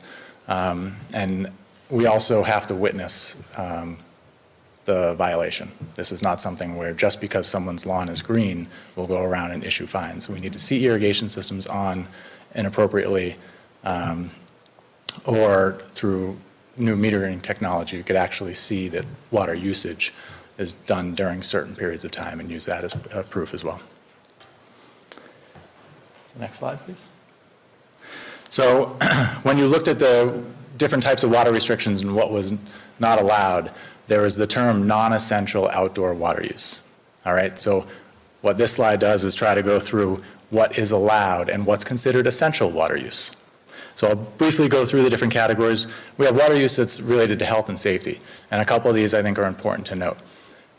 So for example, we have a really significant heat wave. Sometimes communities open up cooling stations. If that requires additional water use, that's considered essential.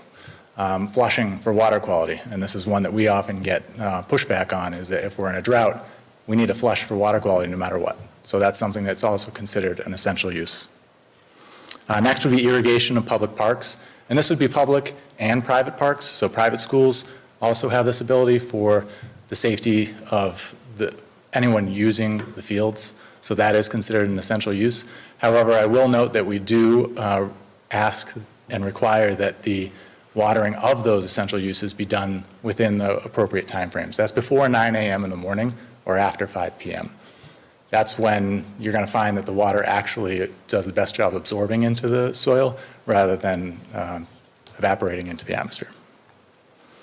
Production of food and gardens. If someone has a vegetable garden or any sort of garden with consumables in it, that is an essential use. That's something that drought conditions would not impact. Establishment of new lawns due to construction or Title V. And I think that the key point is that if you are doing something that is tearing up your lawn, i.e. putting in a new foundation or replacing your septic system for those that have them in these communities, that's the only time establishing a new lawn. Overseeding in the spring is not, for the purposes of these regulations, considered establishing a new lawn that would be essential use. Irrigation of public shade trees. We want to keep those trees alive. So that is an essential use, and DPW and whoever is involved with that will still be able to do that. Maintenance of livestock. If someone has another permit or regulation that supersedes the state's or what we are issued through the state, that would be fine and that would be considered essential. I'm not sure there's any fall in that category in the two communities we serve, but that's just important to note. And then the last one is to meet the core function of a business. So for example, we have some nurseries that have flowers. They can water those flowers to make sure that they are suitable for sale. If you're painting your house and you need to power wash your house before you paint it to make sure that the paint adheres, that's essential use. So anything where it's essential for that business, again, they'd be able to use it. Next slide, please. So again, the Drought Task Force meets monthly. So we provided an update today after the meeting yesterday when they lowered the drought declaration, and we will be issuing another one in May if and when they make any changes to the current drought. We will make those notifications as we always do to the communities we serve, and also on our website and the social media platforms. I will also note that with this impending change, we are sending a letter out in the bills. It's going to be going out beginning either the next week or two. So everyone, when they receive their bill towards the end of April and into May, will be receiving all of this information with the new restriction levels. And we'll always keep our website up to date on what level we're currently on. And I guess as far as communication, we also have the signboards that will go out in the next couple of weeks. We have about 8 or 9 locations in each community. And I think that covers about how we're communicating. So I guess with that, I'll open it up to any questions or comments the board may have. Thank you very much. Questions or comments from the board members? Last question, if I could. Go ahead. Thank you. Just, so it's mandatory, so it's not going to be you making these decisions if we're not going to be able to water our lawn or anything like that. So when you say the non-essential versus the essential, irrigation of public parks, so if we drive by a facility that has a park that they're watering during a drought, that would be allowed because it's a field. Is it a finable offense if it's, let's say, at 10 o'clock in the morning or 12 o'clock in the afternoon, or is it not? It's just a suggestion? I believe our regulations actually say that it needs to be before 9 a.m. or after 5 p.m., so it would be considered a finable offense. And does this also include where I get that the state is doing it, does this include private wells as well too, or only? It does not. It only impacts us as the public water supplier. So any private wells within the community do not have to comply with this regulation. Not involved in that. Okay. All right. Thank you very much. Great explanations. Other questions or comments? Just one that's more a curiosity than a necessity, but are other water districts in the state in the same position with these same recommendations? Yeah, so Yeah.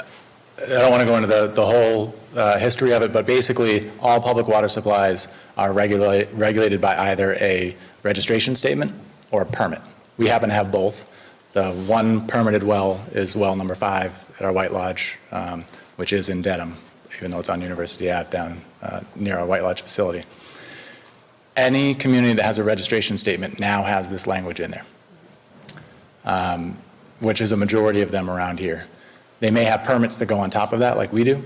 Permits still allow for local, so if a community only has a permit, they still can have their own local drought management plan. However, the next time their permit is renewed, it will likely have this language in there. So everyone is leaning towards this. The only, I think it's, I guess, important to note, but the only water system that does not have to comply with this happens to be the MWRA. And it's not because they were called out specifically. They do have a registration statement. The regulations actually allowed for surface water systems, so we're groundwater, surface water systems that have 2 times their safe yield in storage in their reservoir, and MWRA meets that requirement. So they're allowed to do their own drought management plan. Doesn't make them exempt from drought management, just they get to follow their own plan rather than following the state's.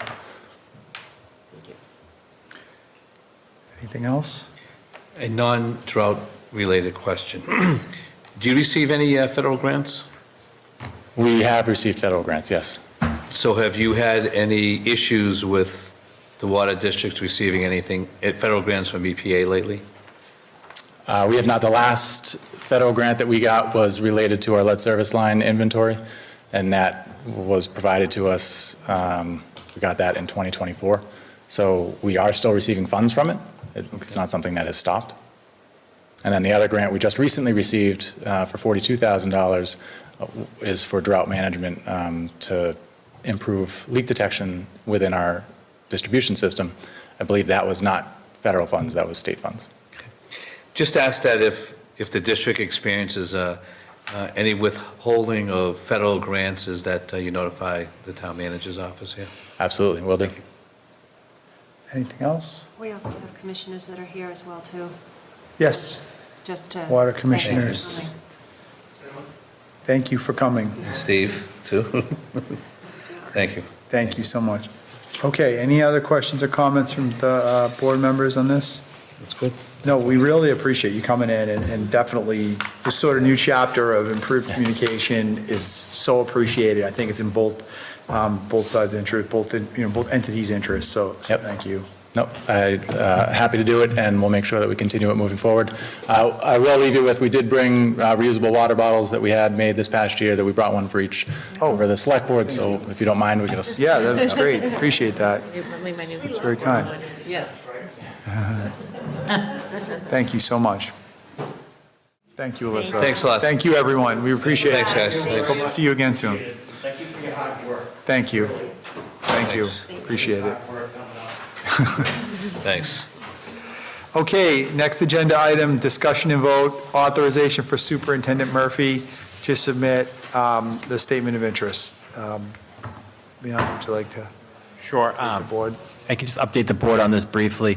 As you all are aware, the school district sent a letter withdrawing from the current MSBA cycle that we were working on the Oakdale school replacement.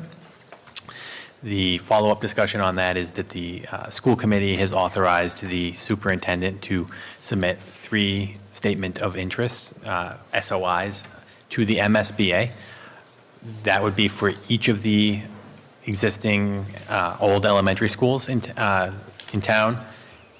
Of those 3, this is very similar to the process that was engaged in the last round of funding. You need to identify a priority school. They would identify Oakdale again as the priority school. So this is the exact same submittal that was made a number of years ago when Oakdale was invited in. Essentially, this would authorize the superintendent to restart the MSBA process with regard to looking at the town's elementary schools.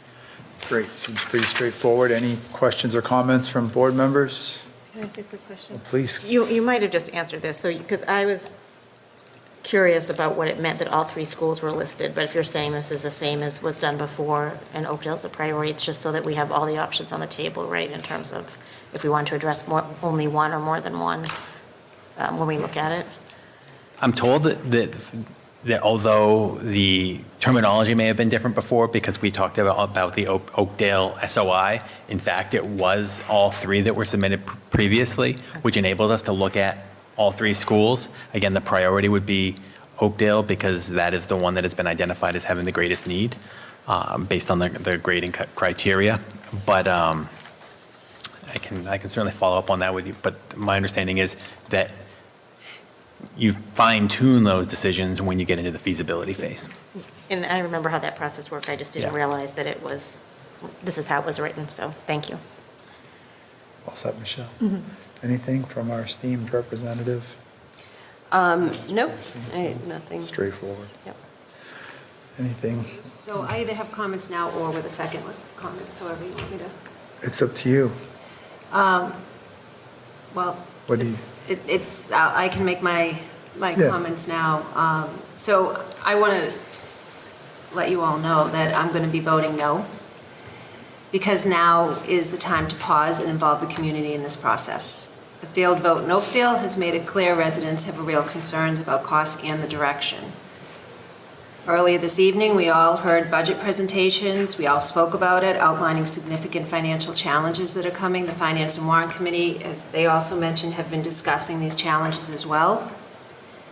We could face staffing concerns, municipal, school sectors, along with program cutbacks and other difficult decisions that could possibly be made. The possibility of substantial tax increases in the future.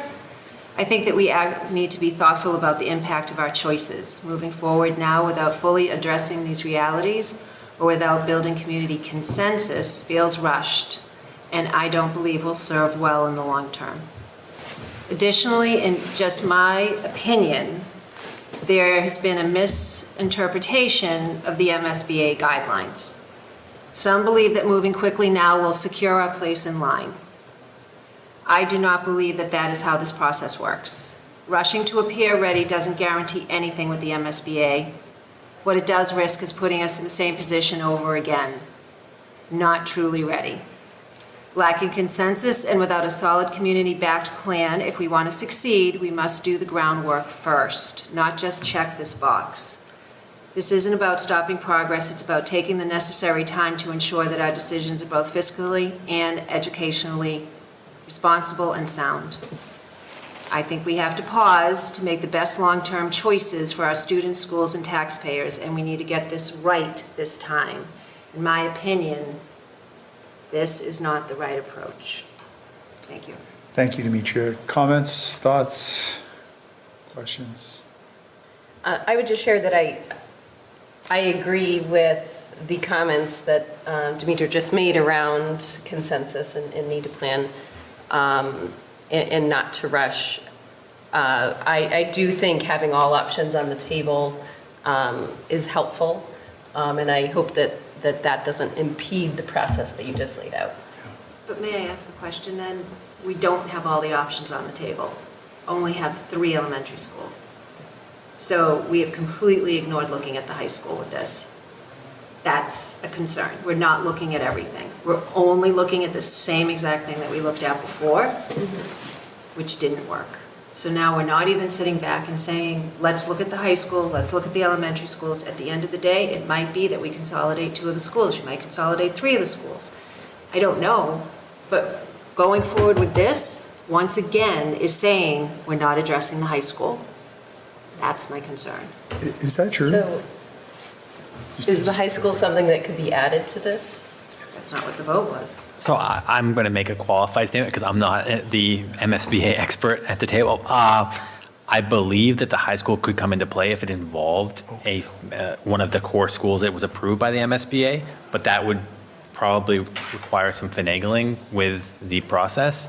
I can certainly ask through our OPM or call the MSBA and get that definitively answered for you, but going through the prior exercise that we did with the Oakdale, my understanding was that because the Oakdale was the priority school, any solution had to involve the Oakdale, but it could have involved others. And I believe that because we're stating that the 3 elementary schools are involved in this statement of interest phase, that if somehow we were to involve the high school, we might be able to do that, but it would have to be around the elementary school, not just doing the high school. But I can get a definitive answer from the MSBA. Anything else, Demetria? Well, I mean, I guess I would be comfortable if pausing this for another meeting while we answer that question more closely. We don't have time. Unfortunately, don't have time. The SOI is due Friday. Is due Friday. Well, that's the deadline to Right. submit if you want to get in this round. It's Friday, the It 11th. is, right? Midnight. Yeah.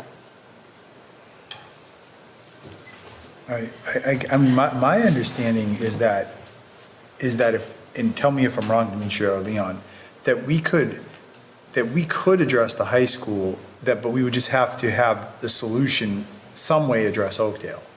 Like if you chose to consolidate or move the Oakdale somewhere else, couldn't we then ultimately address the high school? Because I do agree that, I mean, I think it sounds like a lot of us agree that all options should be on the table at this point, as much as I'm I like the idea of neighborhood schools. I think where we are now, the financial challenges we're facing, like, we have to look at everything. So, but we could address the high school, we'd have to have some solution that also involved Oakdale, or is that all right? I think you said it much more articulately than I did. I think that's the idea I had, but I would want to confirm that with the MSBA before we assume that. I mean, if this is gonna not go over well, but we could have a Zoom meeting on Friday afternoon and take no, it has to be, Well, you don't have the 48 hours unless you deemed it an emergency due to the deadline. I see. Could we do that? And the question on the table is, can we add the high school to this LOI? Again, I'm not trying to be the cog in the wheel here, but Yeah. the school committee took its vote. They would have to reconvene as well to add, so. I guess the question is, sorry to interrupt. No, no. But does this piece of information, would it change your votes?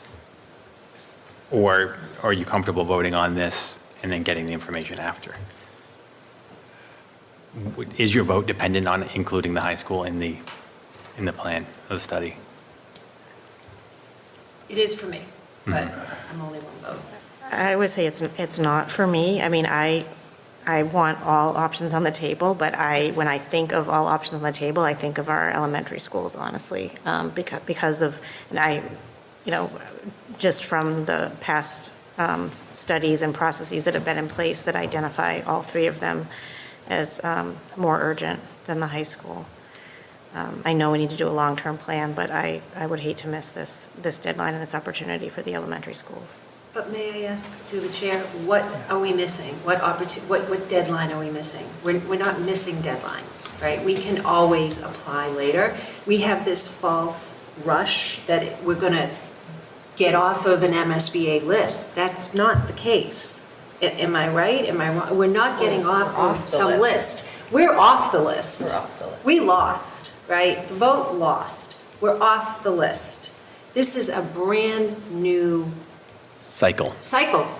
So, Instead of delay us a Right. cycle? And so my understanding is that if we don't meet the the Friday deadline, and the next window for that, I believe, will be not next April, but the April after. So there is a window of time that we will not make any progress and within that. we need to build consensus, right? We need to build consensus from the community on where we want to go. I mean, right now, if you were going to ask me if I was going to personally build a home right now, the answer would be no, because it's outrageously expensive, right? But so taking this time to learn what the community wants, what they want to see, what the educational model is, I mean, this is huge. The school committee needs to look at things. It's just not that easy. And what we're doing right now is saying, well, we're just going to pigeonhole ourselves into not consolidating schools, and possibly taking 15 to 20 years to look at our high school. So, Can I ask a question, though? Just to clarify, so when we submit a statement of interest, then there's, after that, what's the term? There's a feasibility. If you're invited in. If you're invited, Feasibility. and so if we submit a statement of interest, and then in the process of that, we feel like our statement of interest didn't adequately address what we feel like the needs of the community really are, we can pull back and submit a statement of interest again next year, right? I think it skips a year, but, no, is it every April? Okay. Okay. Because I thought that in any event, That's accelerated repair. okay. Okay, but I guess personally, I would feel comfortable voting to support it tonight, because I think a lot of what you said is true, but I think that this process is a 3 to 5 year process. I don't think there's any harm to do the statement of interest. If we pull back, we pull back. And I think that ultimately, I do think we should look at the high school, but I think that the solutions that involve the high school would also have to involve the elementary schools. Like the idea of consolidating three elementary school, or all the elementary schools, and doing the high school, I think is an idea we need to look at. But I think that would be allowed, from what I have very limited understanding of this. So I don't know. If someone tell me if I'm wrong, if I said anything stupid. I know No, the I mean, first. I agree with your positioning. I mean, because I think when we left the last opportunity, we talked about having parallel tracks that include pursuing a project without the MSBA as well. And I think that the discussion was to pursue parallel tracks as we explore all of our options. And given that this is, years away from any build, and knowing the escalation of costs that will happen or may happen over that course of time, I would not, I think it's, I will be voting for this tonight. I do feel comfortable, but that's not because I don't also agree with the concerns that you've laid on the table, but I don't want us to miss an opportunity, and I know I'm using those words, because of the incredible potential and escalation of costs with each, and costs to the kids with each year that we delay. But I do hope that our our community conversations about this do include all of our options. And for me, as you said, Dennis, if there was a high school solution, right, that's pursued, I think that needs to be, because it also solves the elementary school problem. And so I do continue to see them as linked. So yes, thank you for the discussion. I'm comfortable voting for this tonight, but want to hold space for what you brought up as a concern. Yeah. Michelle, do you have any thoughts? I agree with what Erin is saying. I think that we can do parallel paths. I think we can, if we regret this, pull out at any time. And I think the process itself builds in that time for the community. And because I do agree that we need community input, we need a lot of long-term planning, but that is built into this process. And I think we need to get this started. So, so we could make a motion and take a vote tonight, or I think the second option is we could declare it for emergency because of the deadline and take 2 days to clarify what the role of the high school would be in this, and then do a Zoom meeting on Friday afternoon. I guess those are the two options.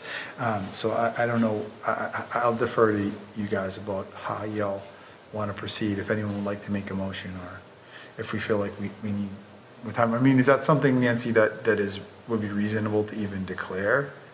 Again, only Because the of the school deadline. committee has to do the same thing. If there's any thought process Yeah. involving changing Yeah. the statement going in to add the high school, the school committee has to declare the same thing and change it and consider the vote, because they took the vote that's in front of you tonight. I What you're see. voting on I this see. evening is the statement that they voted on March 18th. So, okay. And I would add to that the assistant or the deputy superintendent is putting together a package that has a whole bunch of data in it that I believe is based on the elementary schools, and we likely wouldn't have any of the backup information for the high school at this point in time. So,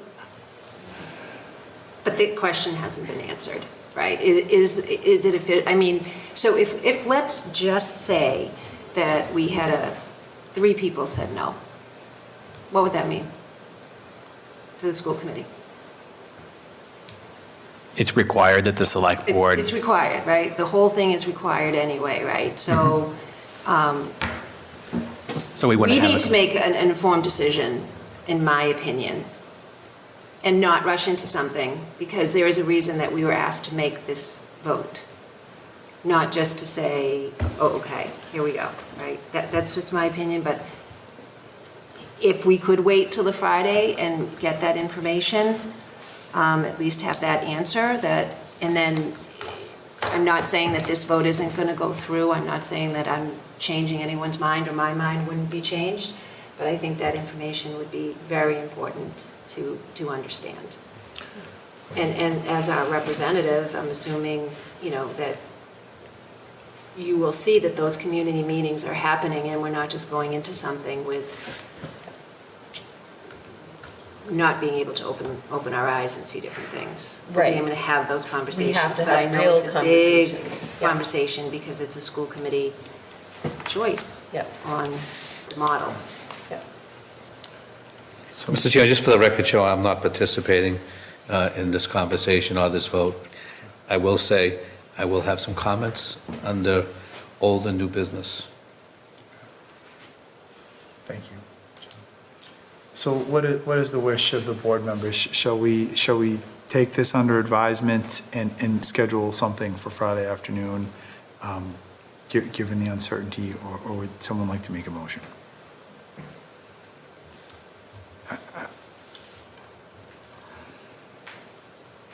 If there's discomfort, I think we should just take it under advisement, and we can vote in 2 days and answer the question that seems to be the one.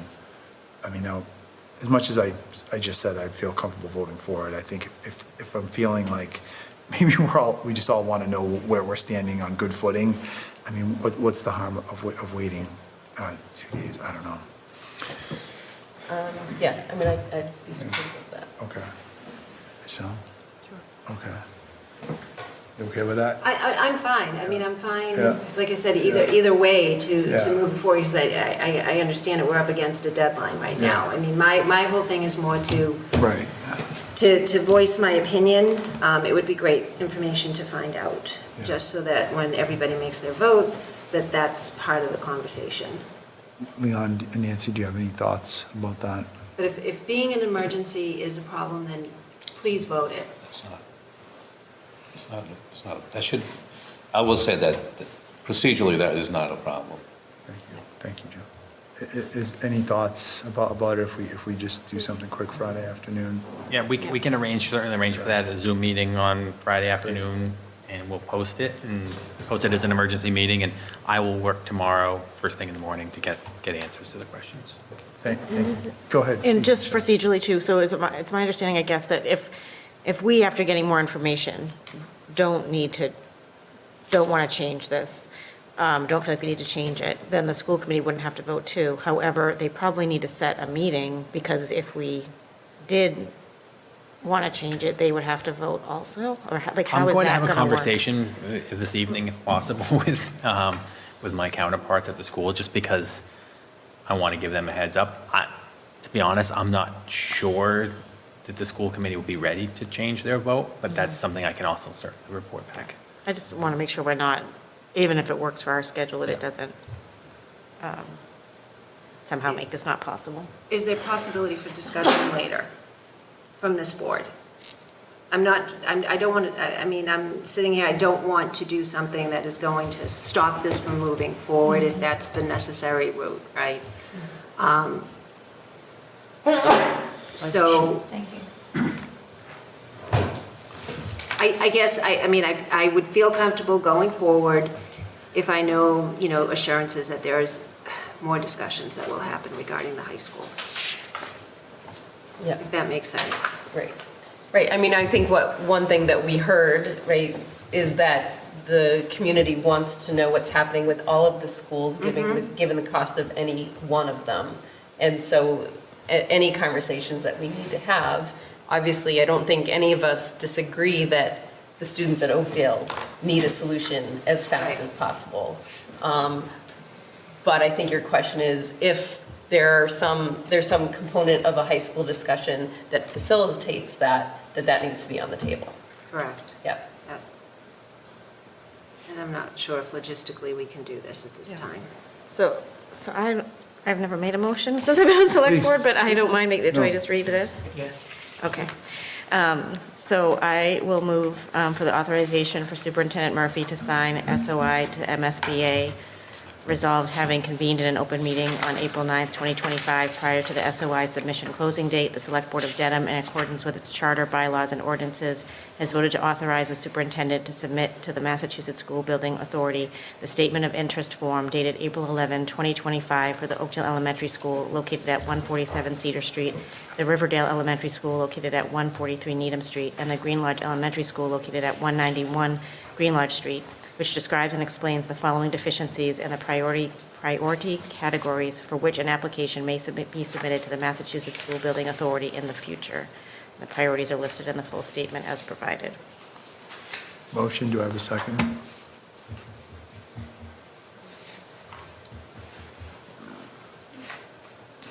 I think that if we can just get a little bit more information and meet on Friday, that I would feel at least that we've completed that due diligence. Okay. Next item? Next item. So I have motion. There was no second. So we will schedule. There'll be no vote, obviously.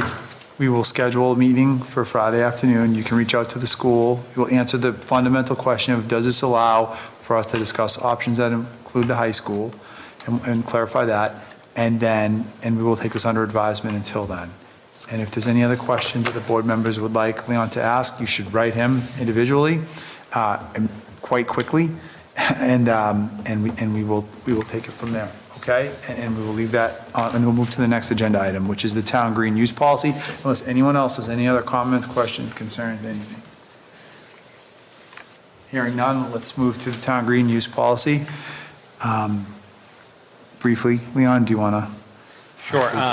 So just as a brief overview, we're all excited the town green is going to be opening very soon. But with that, we have had many conversations in the community, requests for folks to book the town green for various events.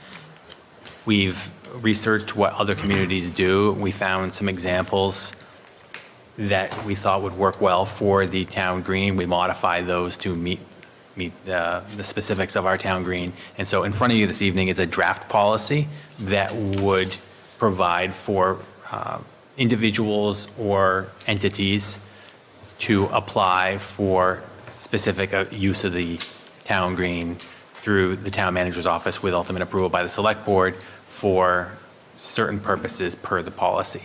Now, I should also preface that we do have bylaws that regulate the use of town parks and playgrounds already. So those would still apply to the town green. This is for the use of the town green. Those other policies would still apply. I know that there's been a conversation about dogs. We have a bylaw in town that dogs, except for service dogs, are not allowed on parks and playground land. So that would apply to the town green unless the bylaw were to change. We recently. Wait, you mean without a leash or? At all. At all, service dogs only. Service dogs only, parks and play, yeah. Right. Yeah, I mean, I think that we have the animal control officer who does her best to enforce that, but I think that we probably have examples of it not being enforced, but that is the town's bylaw. Again, bylaws can be changed. As you recall, last town meeting, we did amend the bylaw relative to the hours of operation. So the select board will be setting the hours of operation for the town green. And you can have other parameters around the use of it, but most of the town bylaws, as they apply to parks and playgrounds, would apply because it's been designated as parkland. Okay. Questions, comments, or concerns from the board members? Go ahead, Michelle. So I'm curious what kind of events you're getting like requests for, and really the reason for my question is trying to understand the demand and, if there's a way to kind of, if there's any concern of needing to limit that demand, I'm just wanting to not interfere with like everyday use of how we envision people just organically using the space and, how programmed it would end up being. Yeah, we're sort of yet to be seen, but we do have some experience with programming, for example, at the Endicott Estate and some of our other parks and playgrounds. The requests that we've had so far involve things like musical events, in the summertime. We've had folks reach out to us about doing other types of community events there. Again, we haven't quite, we don't have even the park open yet, so we don't have anything formal. But my understanding is that there is some demand to book community type events there that would be organized, perhaps have food and beverages and things like that. And to the extent that that those activities would impede the general use, it should be permitted through this board. Again, to control for what you're asking about, because again, it's a town park that should be open to everyone and usable by everyone, except for in limited circumstances where the board has approved it and deemed it appropriate. So if you're seeing every single weekend throughout the summer booked, I think perhaps you may amend your policy and say, you know what, we're going to limit the use of this, but we don't really know about that until we enact the policy and start using it. I do know from researching this and talking to some other town managers, they don't typically have an issue, but certainly something to keep a pulse on. Great, thanks. Could we just include some language in this that says that the town manager, may, based on usage and public access, make decisions about permitting, based on those considerations or something like that? The select board or the town manager? Because, so we had drafted it, so Oh, the select board. but- yeah. Right, so could we add language so we wouldn't have to go back and amend it, but if suddenly we find that 8 weeks of summer, there are requests, that at least our policy says that we can deny some requests based on, availability of public access or something to that extent. Sure. Okay, any other questions or comments? So there's a grounds for denial Yeah. area within, I would say that we will add a line within that basically says that, based on the amount of availability for general public use, the select board may deny permits to provide for that or something along those Yeah. lines. Yeah. So with that revision, we won't be taking a vote tonight, right? So there'll just be discussion, is that right? Or can we take the vote and just With that vote with that amendment. amendment? You could take a vote with that Okay. amendment. Let's, if, it's up to you guys. Yeah, I mean, if I'm comfortable voting with that amendment in it. Great. Any other discussion? Motion to approve as amended. Second. Further discussion? Hearing none on the vote, all those in favor say aye. Aye. The chair votes aye. That brings us to old or new business. Who would like to begin? Anyone? Anyone? Michelle, anything? Aaron, no? Just to remind everyone that we have an election on Saturday. Oh, yeah. A little thing. Hours, remind me, 7 8 a.m., 7 a.m. to 8 p.m. Okay. I have just a few things, Mr. Chairman. Certainly, go ahead. So first, earlier I asked the Dedham Westwood Water about federal funds, if they received if any get withheld. There has been some discussion within the water community, with those that receive federal grants, that the potential of clawbacks or not getting them is in existence. So it's helpful to know if that's just one area. The second area that I have concerns with is the school department, who receives federal money for programs. So as we're talking about the budget, there are programs that rely on federal money in order to happen. So it'd be important for us as a community to make sure that we're in the loop of any potential pullback of any federal grants that the school department or any other department, and that includes the police department, who might get federal money for enforcement issues. So, maybe, Leon, you have, Brady, put together a chart of the federal grants that the town receives in the past, and if there's any disruption that we know about it, and then sort of have some conversations.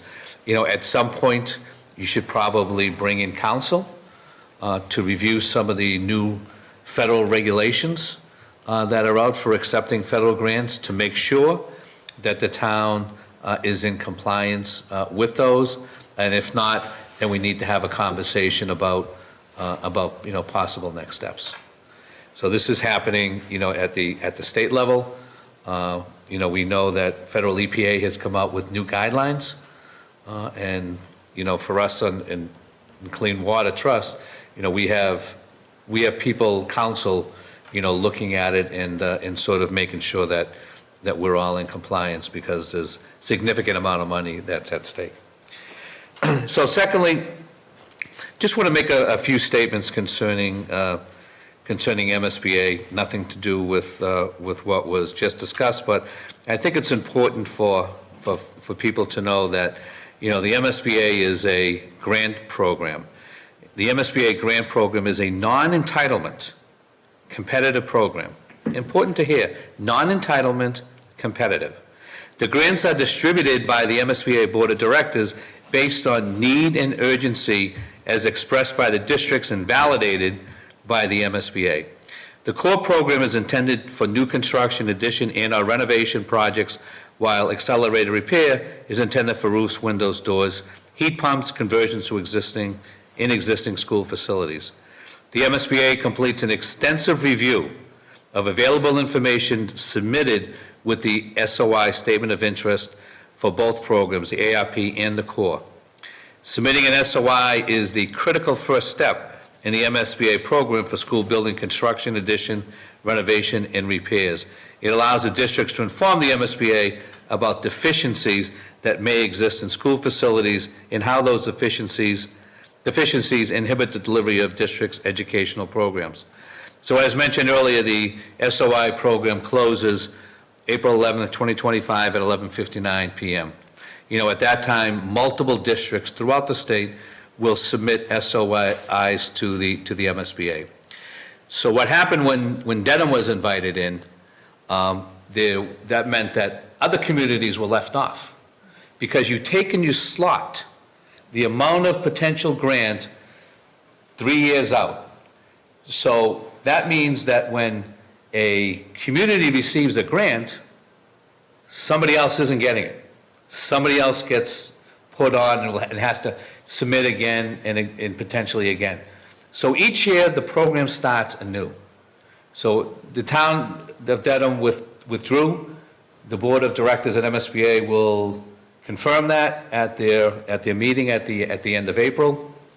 And one question that is asked, and I've been on a lot of SOI reviews, and one question we ask the community at the end is, before the name gets submitted to the board, are you ready? Is your community ready? Have you done the work in order to be a successful grant program? So as we look at the time between April and November, that's a window that communities have to get together and make sure that they're ready. It's not unusual for a community to say, we've submitted an SOI and you know what? We're not ready. We're not ready to move forward. And sometimes MSBA can make that determination on their own based on previous experiences with the community. So it's a whole process that happens of selection, and more will apply than will be selected. I mean, all ranges from the most needy are the ones that get selected, but the most needy that are ready and have a plan. So it's just important that, folks have, questions about, what MSBA does. The MSBA website has a ton of information. It explains everything in pretty good detail about all the processes, that are in place. So I just thought it was important that since the discussion about SOIs, this is what it is. And, the town of Dedham did apply for the accelerated repair, and that went through, and right now they're evaluating the roofs, and MSBA will be participating in the town for fixing the roofs. So that's the only thing I'm gonna say about SOI grants, and I'll give you a phone number, Leon, to call tomorrow. So if. Thank you. Could I know that you can't have discussion, right? So in reading or listening to what you read there, if the SOI goes through, then we have 6 months, or April to November, for this community to come up with a plan to show that we're ready. Is that? The question is always asked to those in charge, what is the community readiness for this? And that's sort of it's an honest question that gets asked. What other competing interest does your community have at this time? Are there other projects going on? What is the overall sense of what the community wants? Now, you granted the feasibility study takes and sort of helps you, which by the way would be on Dedham's dime. The feasibility study takes a look at the options of what is presented, and pretty, I'm going to stop there because Leon will get the answer to that question. But we could reconsider it now then, right? With what you just, What do you mean reconsider? we could go back and take that agenda item again. Actually, so if I may, Mr. Chair, through you. Yes.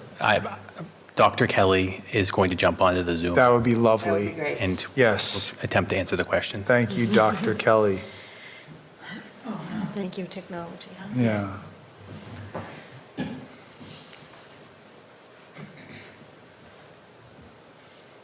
I was thinking they clearly don't watch our meetings, or somebody would have popped on by now. Okay.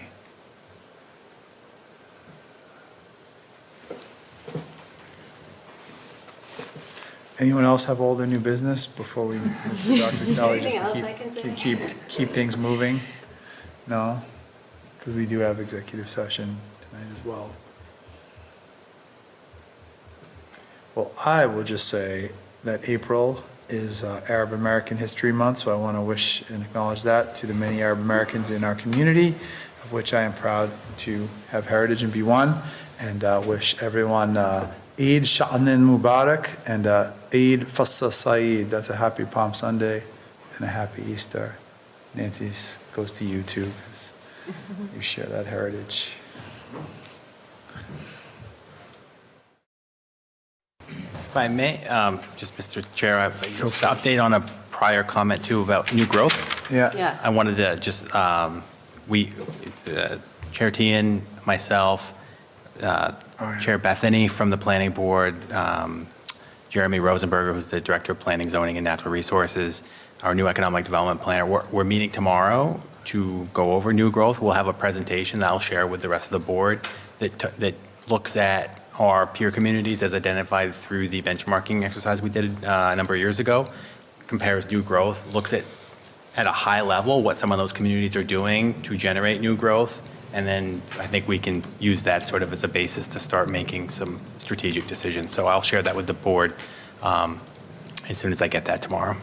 Thank you, Leon.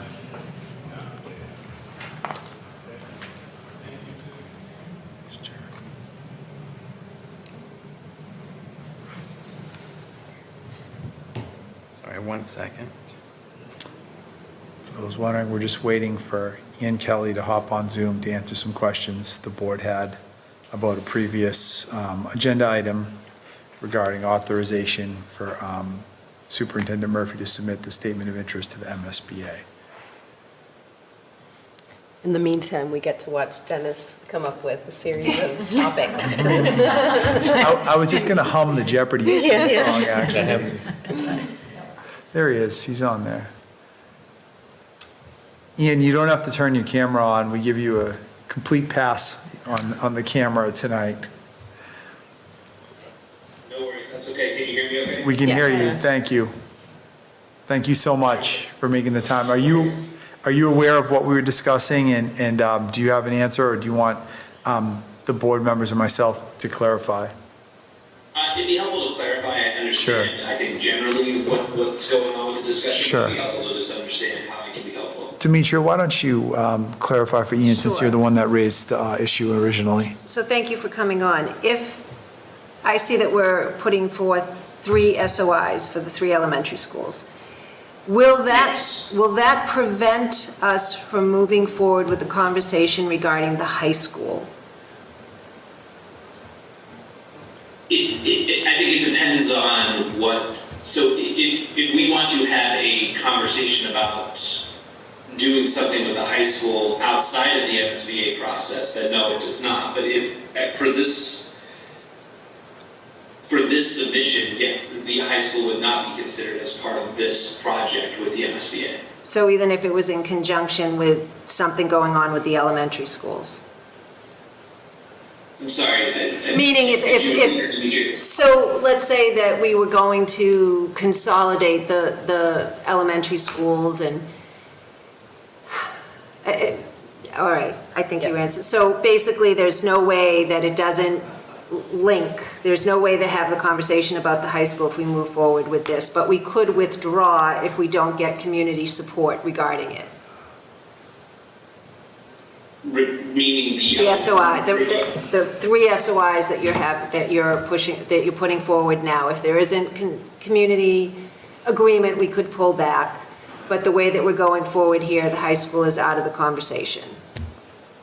Correct. This would be to re-enter the process and reconsider all three elementary schools as we did this time. But Sorry, go ahead. if there's an elementary school solution that involves the high school, just as, we entered with Oakdale, but we explored Oakdale and Green Lodge, during round one. If there was an Oakdale or elementary school solution that involved the high school, would that be on the table through this SOI? I don't believe so, but I'm not certain of that. But I don't believe it would, but I would need to double check. Okay. Yeah, I don't believe so, because these three SOIs would put into, allow, effectively, we are identifying Oakdale as the primary concern. And that is, as far as the MSBA facilities assessment is concerned, that is the top priority in terms of either a serious rehabilitation or replacement. By putting in the SOIs for Green Lodge and Riverdale, it allows the community to consider them as part of the solution to the Oakdale project. But if we wanted to consider the high school, we would also have to submit an SOI for the high school as well. I would want to clarify that with MSBA, but I believe that is the case. So okay, so just to be 100% explicit, if somehow the elementary schools got combined and the plan was to focus on doing something with the high school, you would have to go back and do another SOI next year? Or you don't know that for sure? Or whenever. No, if we wanted to consider the high school with MSBA support, we would have to submit an SOI to the MSBA, whether we did that now or whether we did that on the next cycle for the court hearing. Okay. Okay. Thank you for that. Thank you, Ian. Okay, so I still agree that we should be looking at that, but I don't want to stop this process from going forward. Well, I think a key piece of information, Dimitri, that Ian just provided us is the fact that, and Jim too, that, a statement of interest is a 6-month process. And, if the town were to feel like that the direction we're going on during that 6 months was the wrong direction, there's no reason that we couldn't pull back and then reassess the following cycle. And I think that's an important piece of information, because it really does sort of tell us that at this point, there's really no harm to going forward and then listening, doing the community engagement process, and feeling like, hey, we're barking up the wrong tree here. Let's pull back for a few months and let's come back next spring. Is that right, Ian? Yes, I think that was the clarification I received. I believe so. What I can't remember off the top of my head right now is whether core program submissions are annual or if they are every other year. Okay. I would need to check that. It's annual. real quick. Sounds like they're annual. Okay, great. So now that we have that sort of new piece of information, we had a motion. All right, do we need a new motion? To restate. It didn't have a second. It didn't have a second. Didn't have a second. So we have a You motion. said it, has to be You restated. can restate the motion. Restate the motion. Can I just say restate the motion? You mean I have to literally restate it? I tried. Okay. Don't read the whole thing again. Just, Yep, all right. I'll move authorization for Superintendent Murphy to sign SOI to MSBA. Resolved, having convened in an open meeting on April 9, 2025, prior to the SOI submission closing date, the Select Board of Dedham, in accordance with its charter, bylaws, and ordinances, has voted to authorize the superintendent to submit to the Massachusetts School Building Authority the statement of interest form dated April 11, 2025, for the Oakdale Elementary School located at 147 Cedar Street, the Riverdale Elementary School located at 143 Needham Street, and the Green Lodge Elementary School located at 191 Green Lodge Street, which describes and explains the following deficiencies in the priority categories for which an application may be submitted to the Massachusetts School Building Authority in the future. Priorities listed in the full statement as provided. motion, is there a second? Second. Discussion? Hearing none on the vote. All those in favor say aye. Aye. Chair votes aye.